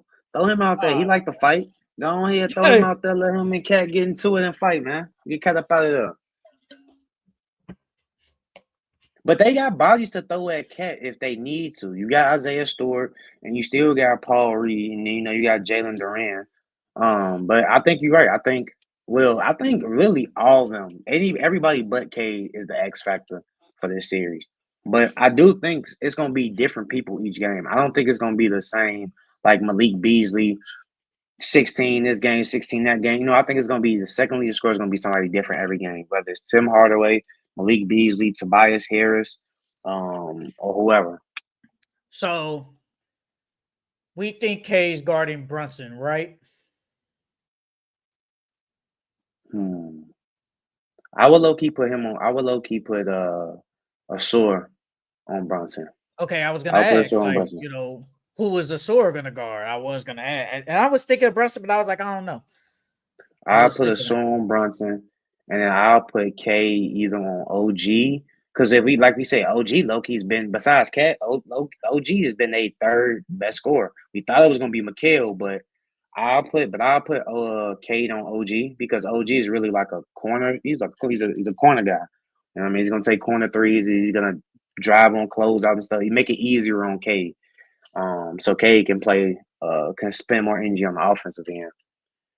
And then who gonna stop Josh Hart off the rebounds, bro? When you look at Josh Hart's stats, this boy averaged basically 10 rebounds a game. It's crazy when you look at it, but it's like he does this every night. They got to get him off the rebounds. Yeah. They got to get him. When you put it like that, and the only person I feel like that can stop him from doing that is Asura. But you want Asura on Jalen Brunson so you can slow him down. Well, honestly, I don't think it's a problem putting Cade on Jalen because Cade is the bigger, has the bigger body. Yeah, no. He can make a life kind of somewhat difficult for Jalen Brunson. So I wouldn't mind if Cade obviously guards Brunson, but it's just like, Asura, like who is he guarding? Like Mikhail or OG? Only reason why I say don't put Cade on Brunson because Jalen has Cade on Brunson is because Brunson has the ball in his hands too much. And that means you're gonna have to have Cade sticking a lot of deep. Like, don't get me wrong, I'm not saying Cade's a terrible defender, but we want him as fresh as possible throughout the entire game. And if you put him on Jalen Brunson, that's gonna be so many pick and rolls he going through, dodging all these picks, getting hit by all these picks. And you don't want that because that's gonna tire him out. And then on top of that, Jalen Brunson takes the most shots on the team. So that's a lot of defense Cade playing. And Jalen Brunson's a foul baiter too. He gets the foul calls. So you can get him in foul trouble. Yeah, but I mean, if I'm the Knicks, that's what I want. I'm trying to get Cade in foul trouble so you guys can bring in, say a ball handler, technically a Marcus Sasser or Dennis Schroeder like them. It's like, I forgot about Dennis Schroeder. Dennis Schroeder, could he have a good game and could he have a good series? He could. I think he's been good for the Pistons. He's been good for them this year. But I mean, on the Pistons, it really just depends on Cade, bro. The Cade doesn't have a good series, they're going to lose. Like, they probably get blown out. For sure. But I need Malik Beasley, your sixth man of the year. I need Tobias to come up because Tobias Harris, we thought he was going to be second best player. That was nowhere near close. So we need him to play good. We need Tim Hardaway to step up and hit open shots. we need Asor to crash the glass and play great. Asor has a chance. No, I don't think so because he didn't play a lot of games, but he could have made all defensive team too. So it's like we need all them guys to play. We just need Durant to stay out of foul trouble. If he's in foul trouble, he cook. Because he's been like their best, you could say their best rim protector, best rebounder. Like he's been all that. And if he's in foul trouble, like, like you said, Isaiah Stewart, but it's like I'd rather have Durant in the game. Like Isaiah Stewart is just there for enforcer and to get and rally the troops going. It's like he's like that, but it's like I ain't scared of them. So they started lineup. It was what? Cade, Tim, Asor, Tobias, and Jalen Durant. Yeah, Who you putting Tobias on? You putting Tobias on McHale? Or you putting him on OG? I'll probably put him on OG. I think OG. And then what? Cade would have to guard who? Because who's going to guard Josh Hart? You need somebody. In order to stop Josh Hart from crashing like that, you got to put somebody on him that's just as active as him. And that only person is Asor. But me personally, I don't want to put Asor on him because I want Asor to focus all his attention on Jalen Brunson. I want him to make it as hard as possible for Jalen Brunson. I'm cool. I get that. But like, somebody got to guard OG. Now OG been cool. OG been hooping recently. Like Mikhail might have his moments, and they don't got nobody to stop Cat, so that doesn't really matter to me. Like nobody can stop Cat on that team. Like Cat gonna eat regardless. Cat gonna get 20 and 10 regardless. I'm just scared of their rim protection. Like if K could get downhill and they can get to the rim, it's gonna be bad because that rim protection. That's what do too. I think Asor that would be a big series for him too, because like you said, they have no paint protection, so he can get to the rim at ease too. So I'm curious to see what the matchups are going to be, though. I am curious about that. And we got to wait until I think that game is Saturday. The game's Saturday, so we got to wait into that. But like, man, I got the Knicks, bro. I think the Knicks offense is just so good. They got too many scores on that team. Like, you got Brunson 26, Cat 24, OG 18, McHale 17, Hart 13. Like, there go your 5 right there. And if Tom Thibodeau do play his bench gonna be what? Campaign, Mitchell Robinson, Deuce McBride, and that's it. Yeah, I was thinking maybe Landry Shamet, maybe. I don't think Landry Shamet. He probably won't sniff this series because he don't play D. He don't play defense. I don't think he sniffs. I was gonna say Precious Achiuwa, but Mitchell Robinson back, and so he takes up the backup center minutes. So, but I mean, Tom Thibodeau, these guys are gonna play 35, 40 plus. They're gonna be in the game regardless. This what you want to do, man. You want to play that 40 minutes, man. You love to hoop, man. Because you'll be a tired dude. I like my rest during the regular season though, so I can be ready for the playoffs.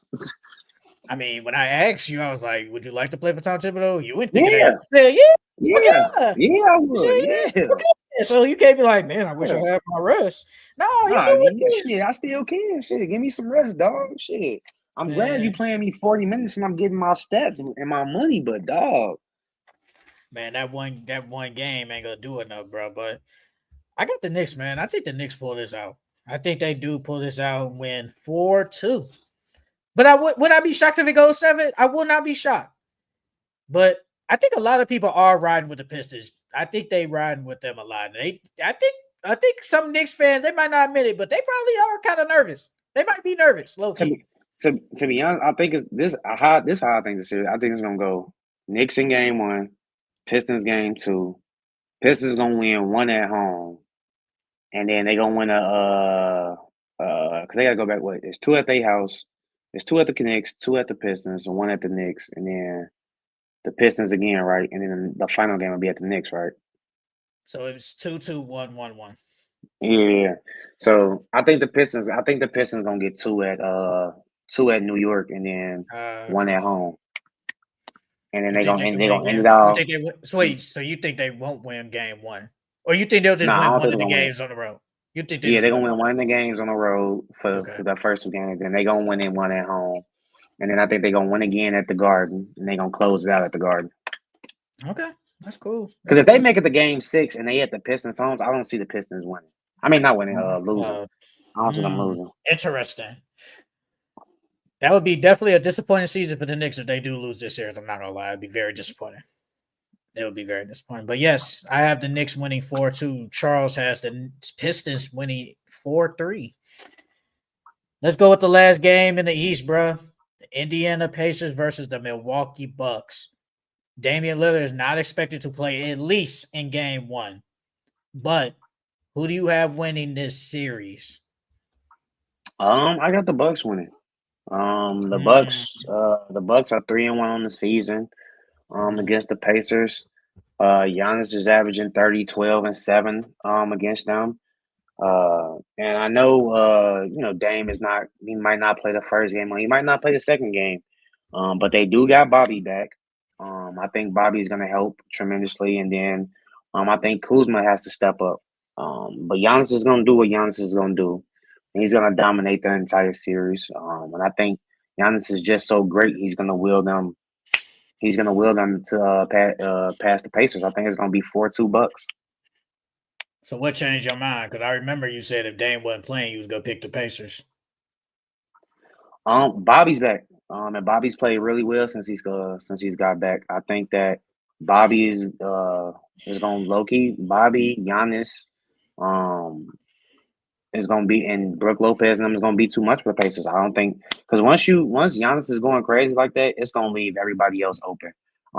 Kevin Porter has played really well since Dame's been out. So he's been playing good of recent. And the Pacers don't play no defense, bro. They don't play no defense at all. So. They're below in the middle. They're kind of below in defense. I get that though. Well, even if Dame was playing, I would still probably go pick the Pacers anyway. I was gonna pick if Dame was playing, I would pick the Pacers, and I say 7. But since Dame, I don't think Dame's playing. I'm sorry, I don't think he's playing. So if Dame doesn't play, I would pick the Pacers in 6. I think the Pacers have too many options, too much firepower. Yeah, I get what you're saying. Giannis gonna get his regardless. Brook Lopez, slow body. How is he gonna defend? How is he gonna play in this fast-paced offense with the Pacers? You got Bobby Portis back, but Bobby Portis like to be like my second scoring option is I don't like that. Kuzma is Kuzma. He's gonna have some good games, gonna have some bad games. Kevin Porter Jr. It's gonna be his first playoffs. What is he gonna do? How is he gonna play in his first playoff experience? I don't know. But I like Pascal. Pascal, he's been playing good for them. I don't know who's gonna guard him. What they probably play Giannis on him. I don't know who's guarding Tyrese. They just don't have the defense is somewhat decent, but it's not great. And I don't know who they have that can stop Tyrese. And especially if Tyrese has those good games, like the great games, there's gonna be nobody can stop him. Ben Mathurin, your guy. Who on the Pacers can guard him, really? I don't know. Like the Pacers have a lot of options on this team that could go score. And I mean, last year was different because Giannis ain't played, but this year Dame's not gonna play. But Pacers got a really good offense, and they're one of the fastest paced teams in the league. So I think they're going to use that pace against the Bucks, and I don't know how they're going to stop it. And the thing with the Bucks, I did notice they're ranked number 6 in opponent's 3-point percentage. So I think that's going to be a key. Don't let the Pacers hit a lot of 3-pointers. Don't let Tyrese hit threes. Don't let Ben Mathurin, Andrew Nembhard, Nesmith, all them those guys hit threes. Especially Miles Turner, he likes to hit threes a lot. But what? Go ahead. I was gonna say, if we being honest, this season Dame has not really played that well against the Pacers, and the game that the Pacers did win, Dame played terrible. Dame had 15 points. He shot 4 for 14, so you could basically say he wasn't out there. That 15 points, if Bobby wasn't playing either, you could replace that 15 with Bobby, and then if Kuzma steps up, like I don't know, I like the Bucks though. I like the Bucks. I think Dame but Dame in the first round be killing. He do be killing. They definitely be needing that. I just don't like that perimeter defense. I really don't. I don't know who they guarding. I like Brook Lopez is a rim protector, but it could go both ways though. Who's gonna protect the rim when when Miles Turner's at 3. Somebody got to guard him. And then Brook Lopez isn't there for rim protection. I ain't going to say it's going to be cookies like with the Heat against the Bulls, but you can get downhill. You can. And Giannis is a good defender, but he's more of a help defender, though. He's not going to be out here 1-on-1 and like he ain't doing all that all the time. He's more of a help defender. So, can Giannis negate Pascal Siakam? Good. Yeah, it's good. But Pascal Siakam be hooping, bro. He averaged 20 points. I just don't like the defenders that the Bucks have, really, man. And I think that the Pacers, they got some great games. And Tyrese Halliburton, that's my guy, man. I'm going to draft him in fantasy every year. He's going to go crazy. Yeah, if you think about it, they got Ryan. I'm not saying these are all defensive first team guys, but these guys are not no cakewalk on defense. Like, you're not just going to blow past them, but Tayshaun Prince, Kevin Porter Jr., they're decent defenders. You mean Taurean Prince? Taurean Prince and Kevin Porter Jr., they're decent defenders. So they're going to be on the perimeter looking, guarding Tyrese most of the time. And, Tyrese has struggled immensely this season offensively. He's had a couple recently, good games here and there. He's had a couple of good games. No, that's not true. That's not true. The last 20 plus games, he has averaged 20 and 11. After the slow start season from basically January through on, he's been great. He's been great. He's been hooping, bro. No, the last couple of games that's played, coupled. A couple is two. The last 5 games, he had 23 against the Celtics. What is he averaging? He's averaging 18 points on the season. No, I'm saying what has he? No, you're basically saying he's been bad majority of the year, and you're only saying he's only been good a couple, but that's not true. That's what I'm saying. He's been good from basically, like, you can say from after All-Star breakthrough on. He's been really good. That's what I'm saying. Like, he has not been bad. Bro. No, he's not the same. He's not the same. What is he averaging after the All-Star break? That's all I'm asking.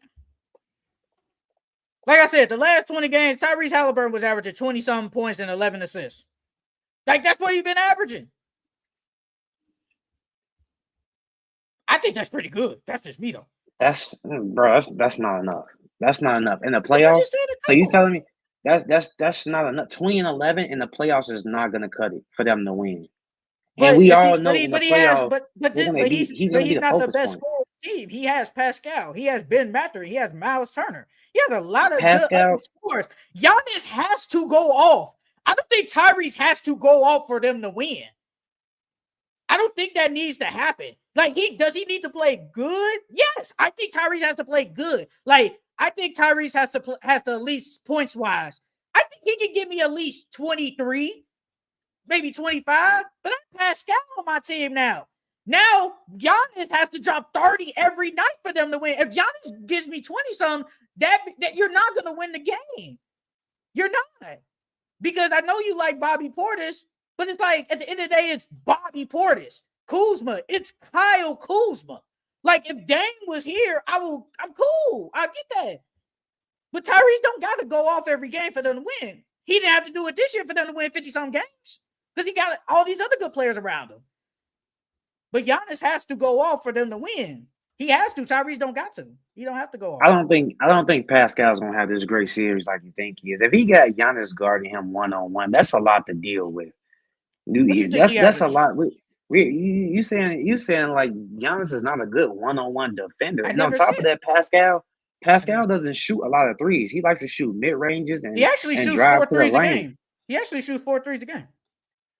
That's not a lot. 4 threes a game is not. That's basically one every quarter. Decent. That's one every quarter. Decent. That's not a lot of threes, bro. That's not a lot of threes. That's legit one every quarter. You could take one in the first 2 minutes of the game of every quarter, bro. But that's not a lot of threes. If he was shooting like 8 or 9, that's different. I'm saying that's a lot for him, though. Shooting 4 threes a game is not a lot. That will be easy for Giannis to contain. I said for that will be easy. Okay, that's fine. That's cool. Okay, I get it. That's great for him. Regardless, that's gonna play into Giannis's lap because he's not gonna be shooting threes, pulling Giannis on the perimeter. His handle isn't really that great. So one-on-one defense, I'm cool with Giannis playing So, one-on-one so defense with what you him. think he gonna And if average this he's, year? I don't think what is he averaging now? I don't know. What is He's he averaging on the averaging year? 20 and 7 on the year. I 20 and don't 7. think he. I don't think he. I don't think he's gonna get no more than that. If anything, he's gonna get his averages. He's gonna get his averages again, and that's not gonna be enough. That's not. The Bucks are 3-1 against them on the regular season. If you're just averaging what you average in the regular season in the playoffs, you're not gonna win. You have to step it up. I believe Giannis is gonna step it up, and his one-on-one defense on Pascal is gonna be better than what you think. And if they shut Pascal down, that's much. That's basically their offense right there. I Yeah, don't they think got Ben. I don't You think they're gonna shut are him you down. really? What? Yeah, I like Ben. Yeah, I like Ben, but are you really that confident in Ben? He's not that consistent of a scorer. And we're forgetting this is his first time in the playoffs. So how is he gonna play? I don't know. I don't know. Then you got Andrew Nimhart. Andrew Nimhart, who you were high on, has been ass this season. His offense has sucked this season. His three ball has been terrible. So But now the only scores that you got in your starting lineup is Tyrese, Pascal, who I don't think is gonna eat like that. Only person in that starting lineup that's gonna be the difference maker is Miles Turner. If Miles Turner shows up, they have a great chance of winning this series. But if you're just relying on Pascal as your go-to option versus Giannis, Pascal's not gonna eat like you think he is. I think he can give me 20 plus. I think he can give me 20 plus. Let me see something. Pascal in the last 5 games against the Bucks, he's averaged 23 points, 8 rebounds, 3 assists. I think he can. And they're 3-1, and they're 3-1 against the Bucks. Yeah, but you said that they can shut him down. I don't think they're gonna shut him down. I think Pascal is gonna be. I think he can get that against the Bucks. And remember, this is the playoffs. This is different. And I do believe that Giannis has to go off every single game. He has to drop like 35, give me 14 rebounds, 6 assists. He has to do that. Tyrese don't got to go off every game. He just got to play great. He can't have these stinkers. That's all I care about. As long as he don't got no stinkers, we good. I'm cool. I believe in him. Like, I like the Bucks are still a good team, but damn. Are we forgetting that Giannis has averaged 30 points damn near the last 4 years? So Giannis getting 30 is nothing. That's nothing for Giannis. I know. So him going off every game, 9 times out of 10 but it's is different. going to happen. Dame is not there. This is different. Dame is just not there no more. If it comes down to it, who's the clutch guy you're going to? Who is it? Bro, in their 4 games that they played against the Pacers, Dame has not played well against them this season at all. So you can basically say how Dame is still. I actually don't know. How much has he averaged? He's only averaged 18 points. He's averaged against the Pacers this season. Dame has averaged.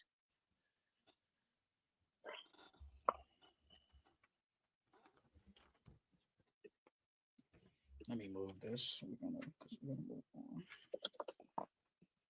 Dame has averaged 18 points, 9 assists, 5 rebounds. 18 points, 9 assists, 5 rebounds. That ain't shit. That's not Dame numbers. Dame is averaging anywhere between 23, 25 or more. You know what I mean? So Dame has really played that well against them, and they still beating them.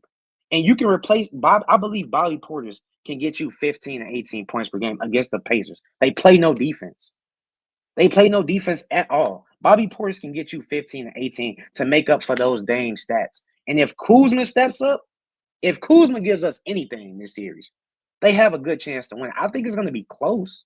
I think it's going to be a close series since they don't have Dame. But I still got the Bucks. I still got them.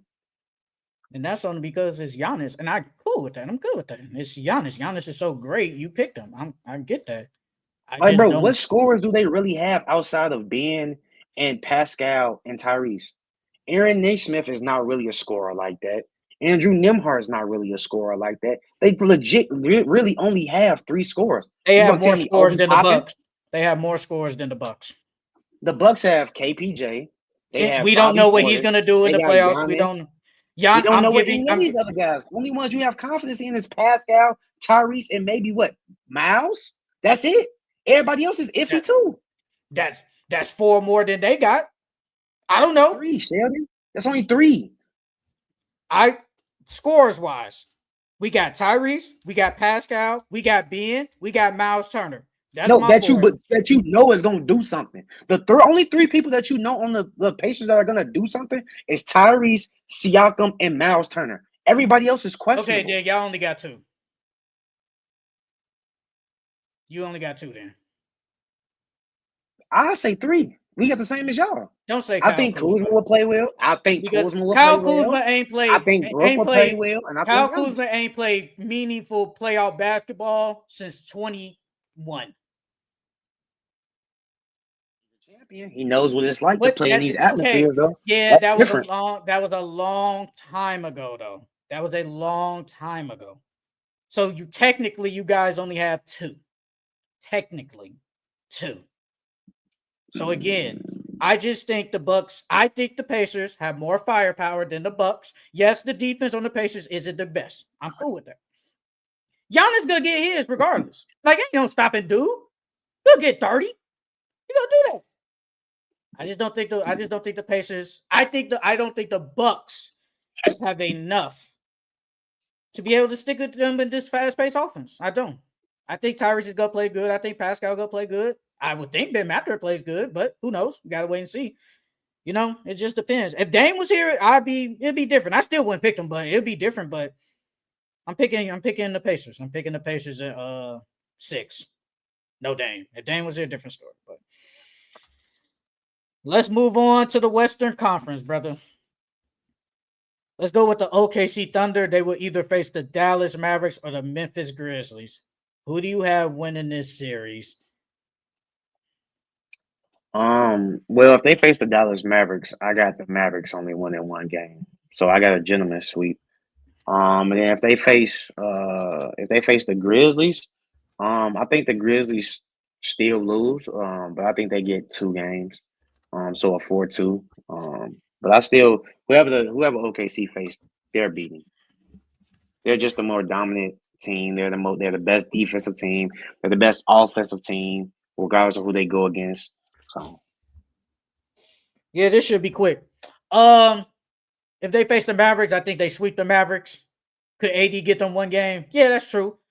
I think the Thunder got too much firepower offense, like you said. Defense is the best in the league, arguably one of the greatest defense ever. So I think if they face the Mavericks, they smoke them. They smoke them. The Grizzlies, honestly though, they're a good team, but it's like, do you trust them? Not really.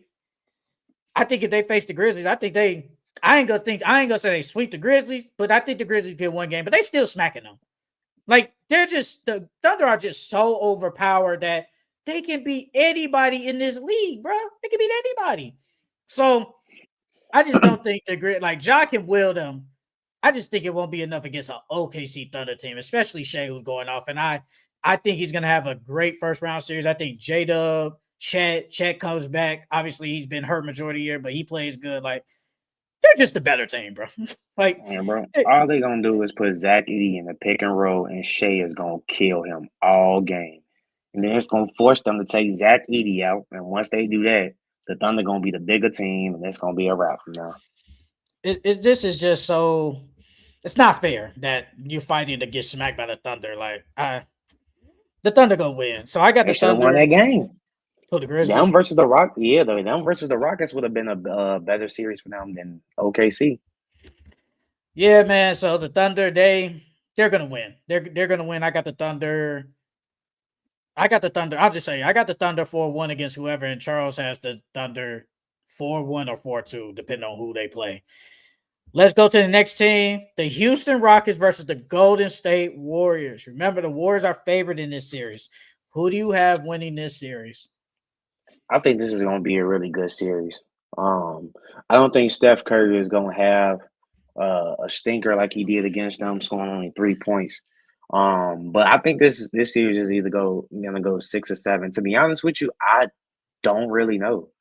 As of right now, my gut is leaning towards the Rockets, and that's only because of what I've seen them do against them defensively. But we have to remember this Rockets team is a young team.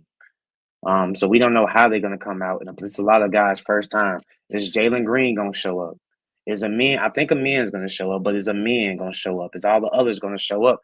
Is Jabari, Tyrese, and you know what I mean? That's a lot for those young guys to step in their first time in the playoffs. But as of right now, I got the Hawks in 6, You but I'm said the still up in Hawks. the air. You said the Not the Hawks. Hawks, the Rockets. The Rockets, my bad. The Rockets in 6. You said Rockets in 6. Yeah. Out of But I'm all the still up in the air, bro. I don't know. I really don't know. I feel like it can go either way. There are a couple of playoff. It's only probably like 2 playoff series I'm actually excited about watching. Like I could easily say the Lakers and the Timberwolves, but I'm definitely Mm-hmm. excited to watch Nuggets and Clippers. But this one is actually probably my favorite one so far. I'm gonna go with the Rockets. I feel like the Rockets are getting a little disrespected, and it's only because they're young, and I get it. They have no playoff experience really outside of really Fred, Jeff Fred, Green, Steven Adams, and Steven Dylan Adams. Brooks. Like I Mm-hmm. understand that, but the Rockets are a good team. They are a really good team, and the Warriors, they showed me some things against the Grizzlies, and we talked about it earlier when we was talking about the play-in. Jimmy and Steph basically got a carry, and they don't got no size. The Rockets, if they roll that lineup with Steven Adams and Sengun, which they probably will, the Warriors may not get no rebound. They might not get no rebounds. And I know the Rockets half-court offense isn't the greatest. Oh, don't get me started. But they do got a top-ranked defense in this league. And that's why they held Steph to 3 points. Steph ain't getting held to 3 points no more. That's not gonna happen. But if Jalen Green, who is the key in everything, I know you can say a man, but it's Jalen Green. Jalen Green has to play. I don't want to say great, but he gotta up it up. He gotta play way better than he did in the regular season. That 21 points you average, we gotta up that to like 25, 26. We Mm-hmm. need you. You're our best perimeter player. You're our best scorer, technically. You are really our best scorer. Like, we need you to step it up against the Warriors. And if the Warriors can't stop you, the Warriors got a great defense too. They have a great defense, but if they can't stop you, there's a good chance you guys win. We need a man. Amin Thompson's gonna have the assignment of guarding Steph. He's gonna make hell for Steph. He's gonna make hell for that dude. You got Dylan Brooks. Dylan Brooks has to hit open threes. Sengun has to be this playmaker. You said it, I think it was last week. No, Sengun's defense is better this year, and it is. It is better this year. That's gonna help. Fred is a big body guy. He can make things harder for everybody, but he has to hit his shots too. He's had a And he down year this year than last year. loves playing against the Warriors too. He loves playing against them. So, and the Warriors, like Steph Curry, Jimmy Butler, I'm good. They're going to go crazy. Playoff Jimmy, Steph, whatever. But with no Kuminga, I know you said, we hope that he plays this series, but I'm leaning towards he probably won't play. So if that's the case, we need AirPods to play great. We need Moses Moody to have a good game. We need Buddy Hield to hit open threes. We need Gary Payton to rebound and hustle and hit shots when he's open. We need all that. Quentin Post actually might get some tick in this game. He played good in that playing game. He played good. So, I think the Rockets defense might be too good. I think the offense would be good enough, especially in the half court, that it could slow down the Warriors. But it's a tough series, bro. Especially, it's crazy. A 7 seed going up against 2 seed. You got to really think about it. Like, it's a tough series. It really is. Yeah, it but is.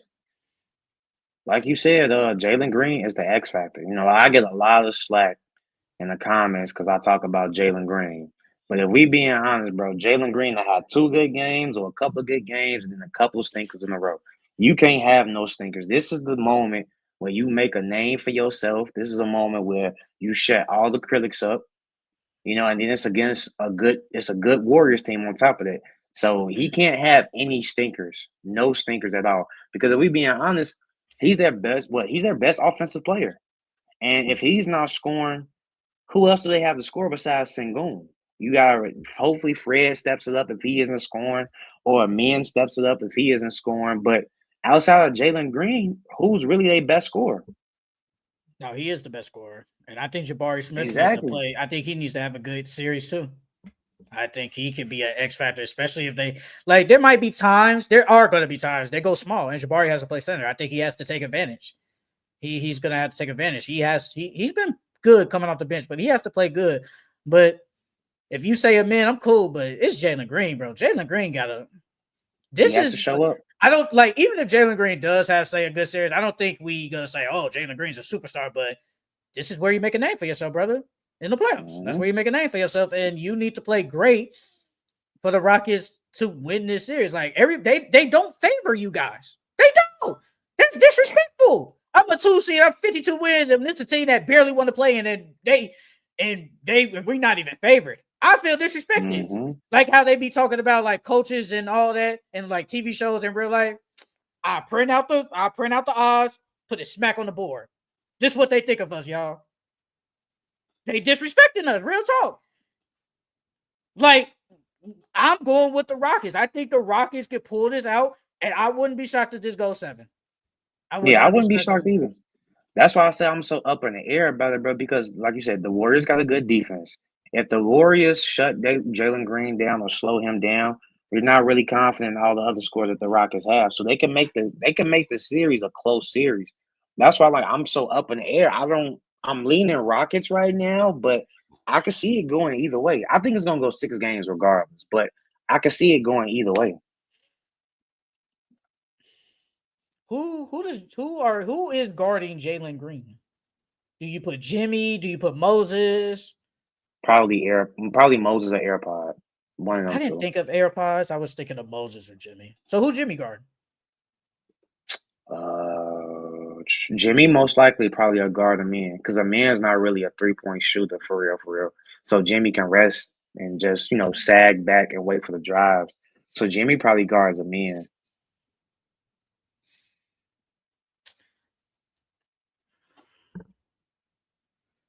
Does the Rockets have the best coach in this series? Low key, you could argue. Could Mm, make a yeah, you could argue. You you could could argue. argue that because Steve Kerr been making a lot of questionable decisions lately. Um, Yeah, but he yeah, you got to can't win. argue they do.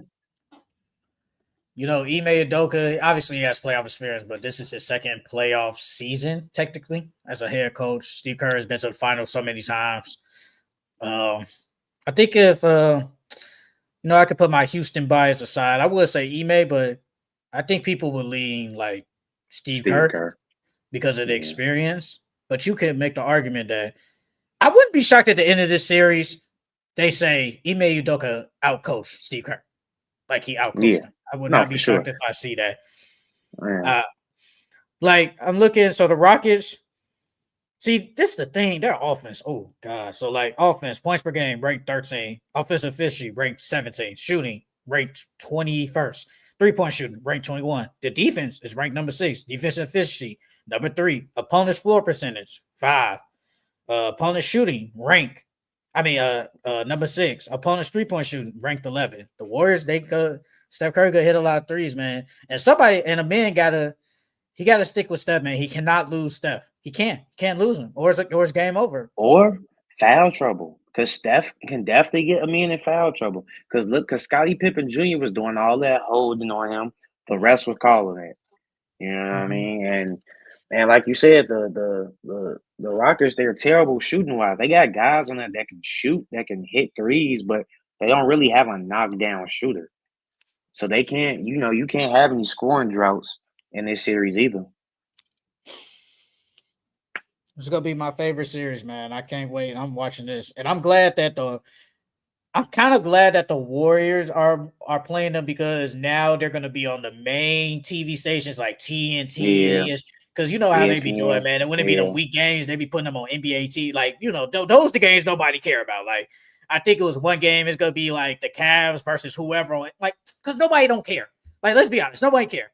But like since it's the Warriors, because it's Steph Curry and all them, that they face the Rockets. Now the Rockets gonna get their shine on the biggest stage. So I'm glad, but I'm going with Rockets, man. They can win. Like I'm gonna say 6, but it could go 7. But I still have the Mm. Rockets winning. Let's go with the Los Angeles Lakers versus the Minnesota Timberwolves. Luka and LeBron in their first playoff series. Who do you have winning this series? Low-key, this is my favorite series. I want to see Ant-Man in LA going crazy, hitting big threes left and right. But I got the Lakers. I think that seeing what Luca did to Rudy Gobert last year, that moved me. You know what I mean? And then I think Luca and LeBron are just too great. You know what I'm saying to lose to the Timberwolves. I think it's gonna be a 4-2 Lakers. But I don't see anybody stopping LeBron. I don't see nobody stopping Luca. I don't think Julius Randle is gonna have a good series because 9 times out of 10, Bron is gonna guard Julius. Um, so yeah, I got the Lakers in 6. That's actually pretty nice of you because you think Anthony Edwards is gonna get 2 games. He's literally gonna will them 2 games. Yeah, I do. I think that boy is a problem. And they He's a don't got problem. nobody. We can put Vandal on him, but Vandal don't really play that minutes, and he's foul. He be in foul trouble He all the damn he time. he is a problem, but he's not a problem in series, bro. The Lakers winning 5-4-1, bro. I can see Ant getting 1 game. Like they played better recently. They played better. Their offense is still iffy with Anthony Edwards being the only guy. Julius Randle, we know what I know because I know you like to be hesitant on Julius Randle. Even surprisingly, you say he wasn't gonna play good. Surprisingly, I'm actually shocked you said that. Julius Randle don't play good in the playoffs. He don't. He just doesn't play good. So now with him as like your second best player, you lead him to play damn near great for y'all to beat Luka Doncic, who is a playoff riser, LeBron James, a playoff riser. Like, it's just not enough. In this series, there's a chance that they take Rudy Gobert out the game. I don't think they're going to do what Of Memphis course, does. I don't think of they're going to course, do they what taking Memphis Rudy out. does and keep Zach Edey in the game because he gets a lot of boards and he can and be a disturbance at the rim. I think they really will take Rudy Gobert out this game because the Lakers are going to play majority small ball. That's going to happen. They're going to Mm-hmm. run that Luka, Austin Reeves, LeBron, Rui, and Dorian Finney-Smith lineup. It's going to happen. They're going to do that because it's a 5-out lineup. Everybody can shoot. And if Rudy Gobert can't guard, and if he got to guard somebody at 3, open lanes to the hole for Luka, LeBron, or AR. It's going to happen. Yes, the Lakers don't have the size, especially to start the game out, but it's going to be bad enough that Chris Finch got to take Rudy Gobert out the game. He's going to have to. And we forgetting that Luka. I mean, even though they don't call as many fouls for LeBron, Luka and LeBron get to the foul line, so they're gonna put those bigs in foul trouble, and they're gonna force them to play small ball. Like, I just like Jaden McDaniels. He's played better offensively. I don't think it's gonna be enough. I like Nas Reed. I think Nas Reed is gonna need a big series, especially I think he's gonna play way more than usual. Like it's gonna probably be say Ant, Dante DiVincenzo, Jaden McDaniels, Nas, or Julius Randle type lineup, man. Like I just think Nas needs to have a good game because Randle has to play great too, but I know what I see what he does. I just think it's gonna be too much for. I think it's gonna be too much for them to guard Luka. Like Luka is great in the playoffs. He has like the second highest points per game average in the playoffs, behind Michael Jordan. Like, come on, bro. Man, only been in the league for like this year? 6, and he's already got that many. Like, come on now. LeBron, we know what he is. AR has been great this year. I don't know who they got. Who was gonna guard AR? Like, I don't know. Like, because Ant, you might. I don't even think you can put it on Luka, if we being honest. No, they gonna have to close with Nikhil. Nikhil gonna probably have to guard Austin Reeves, and I don't think Nikhil gonna be able to lock up Austin Reeves. The only thing, if they don't have to put Ant on Luka. Who else they gonna put on him? See, I could have said Jaden McDaniels, but man, he cooked them last year.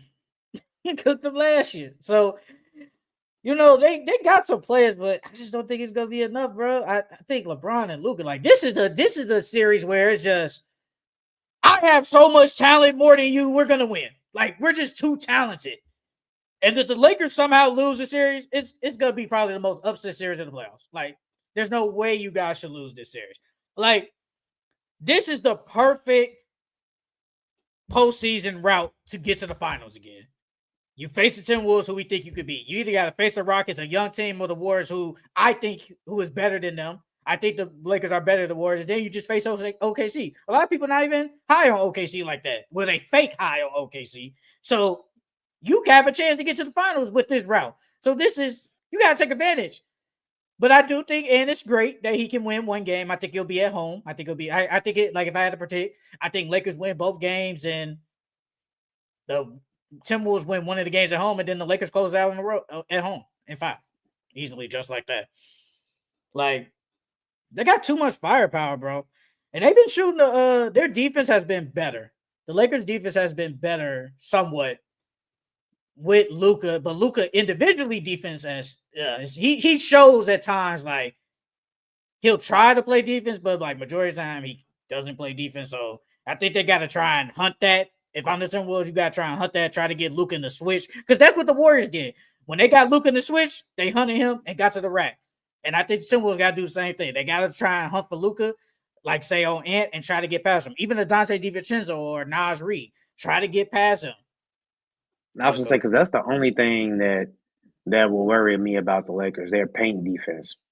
You know, and Ant likes to attack. Julius Randle likes to attack.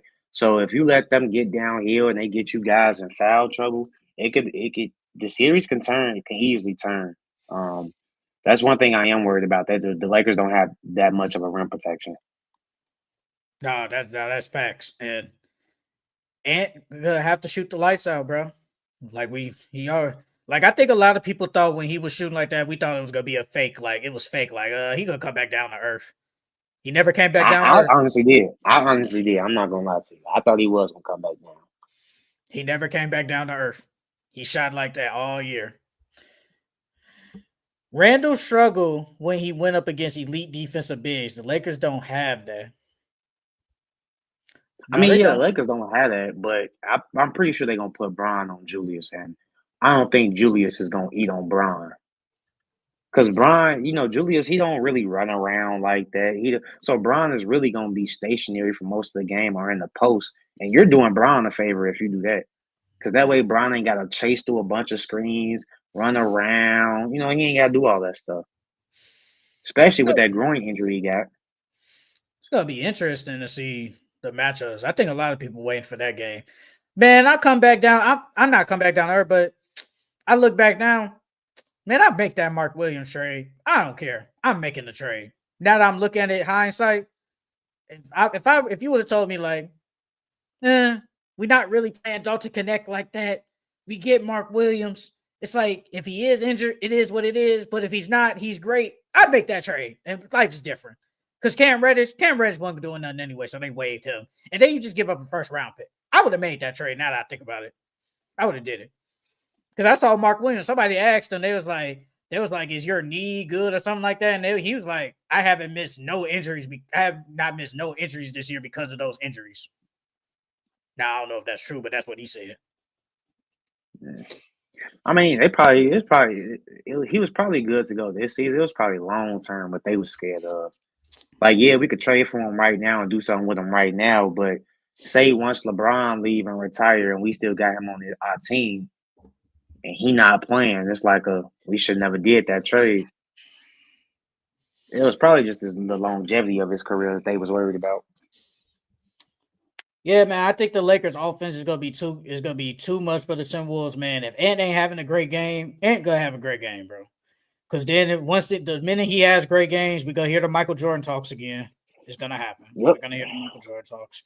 But he's gonna be great, but I think Randall has to do something. Rudy Gobert, I'm expecting him to probably get a double-double. I just don't expect him to play like majority of the game, though. I think they take him out the game. I wouldn't be shocked. But I got the Lakers. Lakers in 5, 4-1. Got the Lakers in 5. All right, just the last series, then we can go. The LA Clippers versus the Denver Nuggets. Who do you have winning this series? I got the Clippers.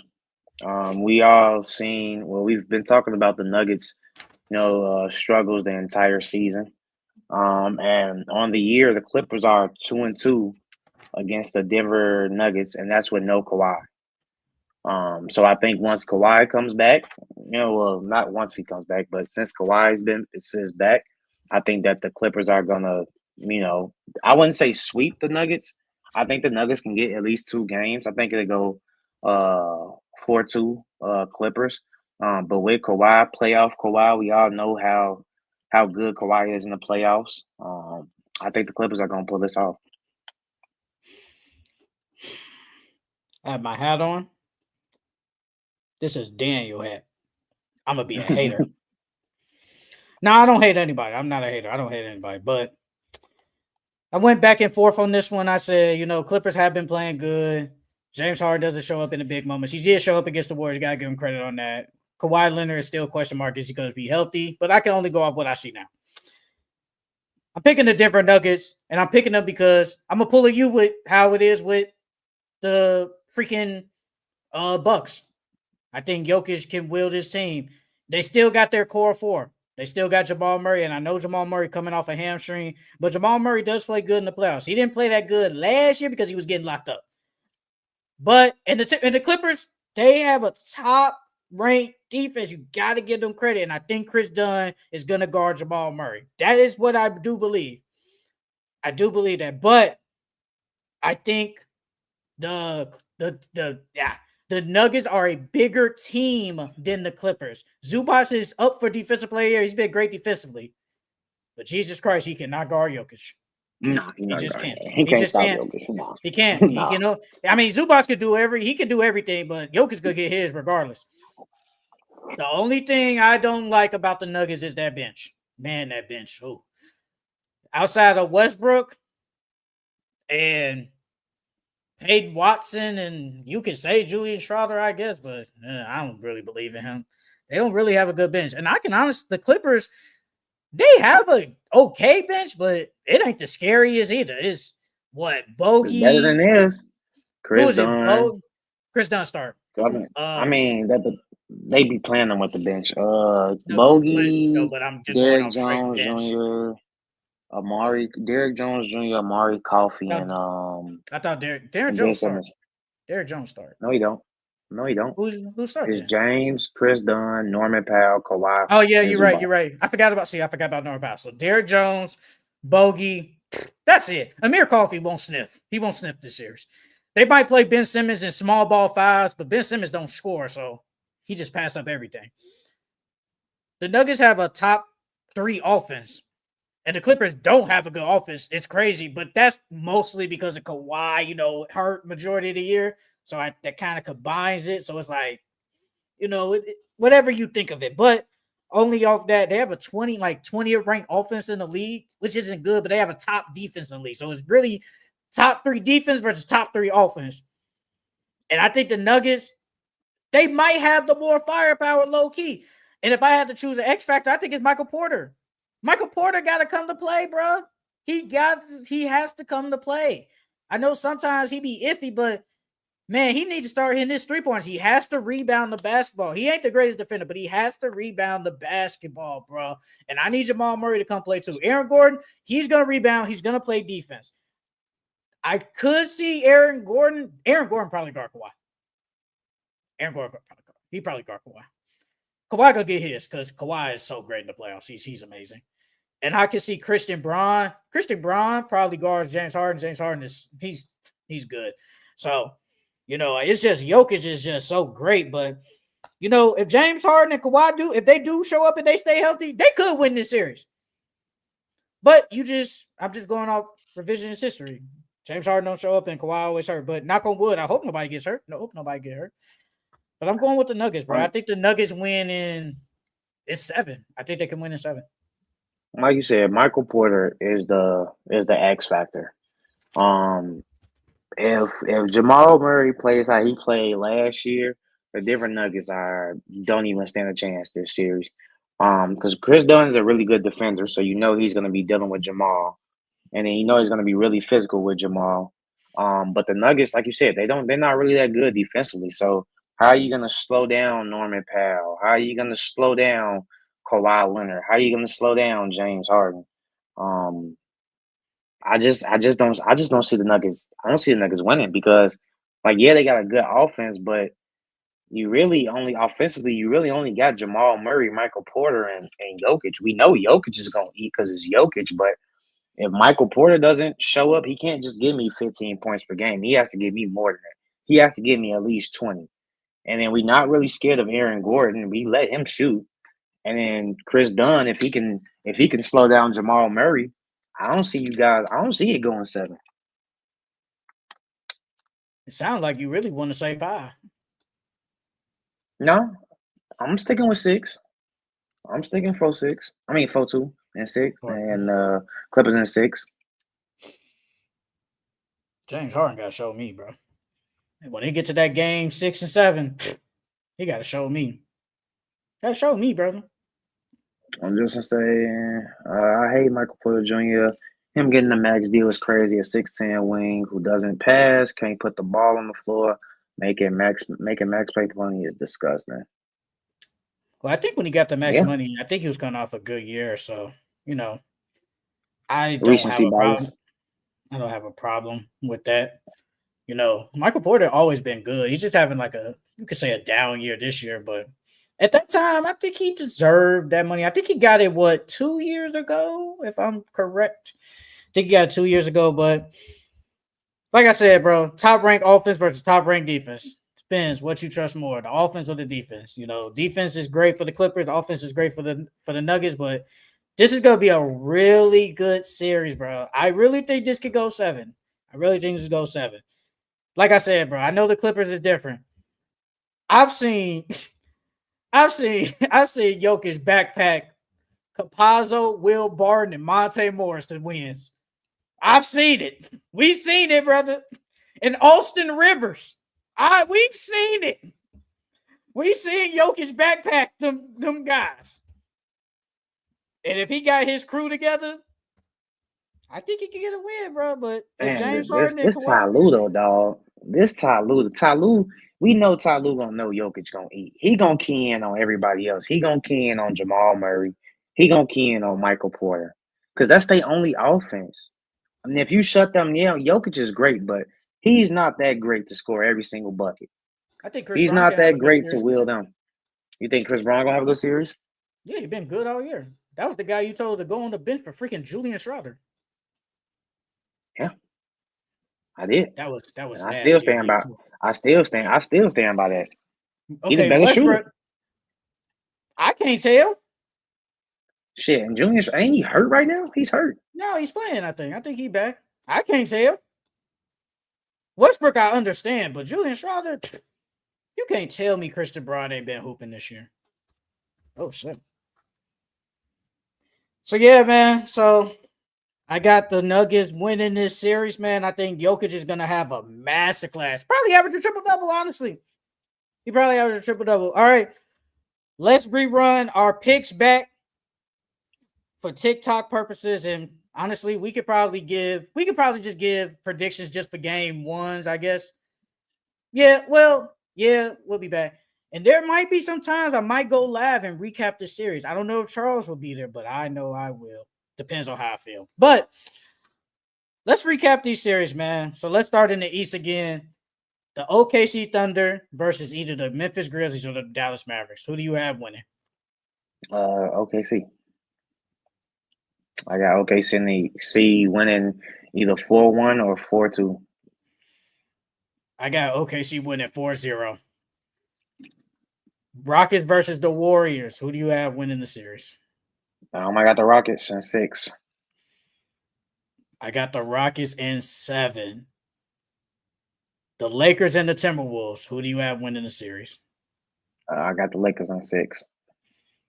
I got the Lakers in 5. The Clippers and the Nuggets. Who do you have winning the series? I got the Clippers in 6. I got the Denver Nuggets in 7. Now we go into the East. The Cleveland Cavaliers versus either the Atlanta Hawks or the Miami Heat. They smacking them 4-0. I got the Cleveland Cavaliers 4-0 sweep. The Boston Celtics versus the Orlando Magic. I got the Celtics winning 4-1. I got the Boston Celtics winning 4-0. The Detroit Pistons versus the New York Knicks. Who do you have winning the series? I got the Pistons in 7. I got the New York Knicks in 6 in the final series, the Indiana Pacers versus the Milwaukee Bucks. Who do you have winning? I got the Bucks in 6. I got the Indiana Pacers in 6. And that's it for the Full Court Entertainment Podcast. Follow us on all social media outlets at Full Court Entertainment Podcast. That's on Instagram, Facebook, TikTok, and Twitter. And also give us a 5-star review on all our audio platforms on Apple Music and Spotify. Make sure you guys like, comment, and subscribe to the channel and like the videos, man. Liking the video means a lot. It gets our videos out there. It gets our shorts out there. It gets our videos out there. It just gets our channel out there better. So, like the video, man. The playoffs are here, bro. We got one more day after tomorrow, and then the playoffs start on Saturday. And here we are. Like I said, there might be times I might go live or just record a video of my analysis after the games. But we just gotta wait and see. But that's it for the Full Court Entertainment Podcast, y'all. Another 3-hour pod, another great pod as usual. We gonna see y'all next time. See y'all later.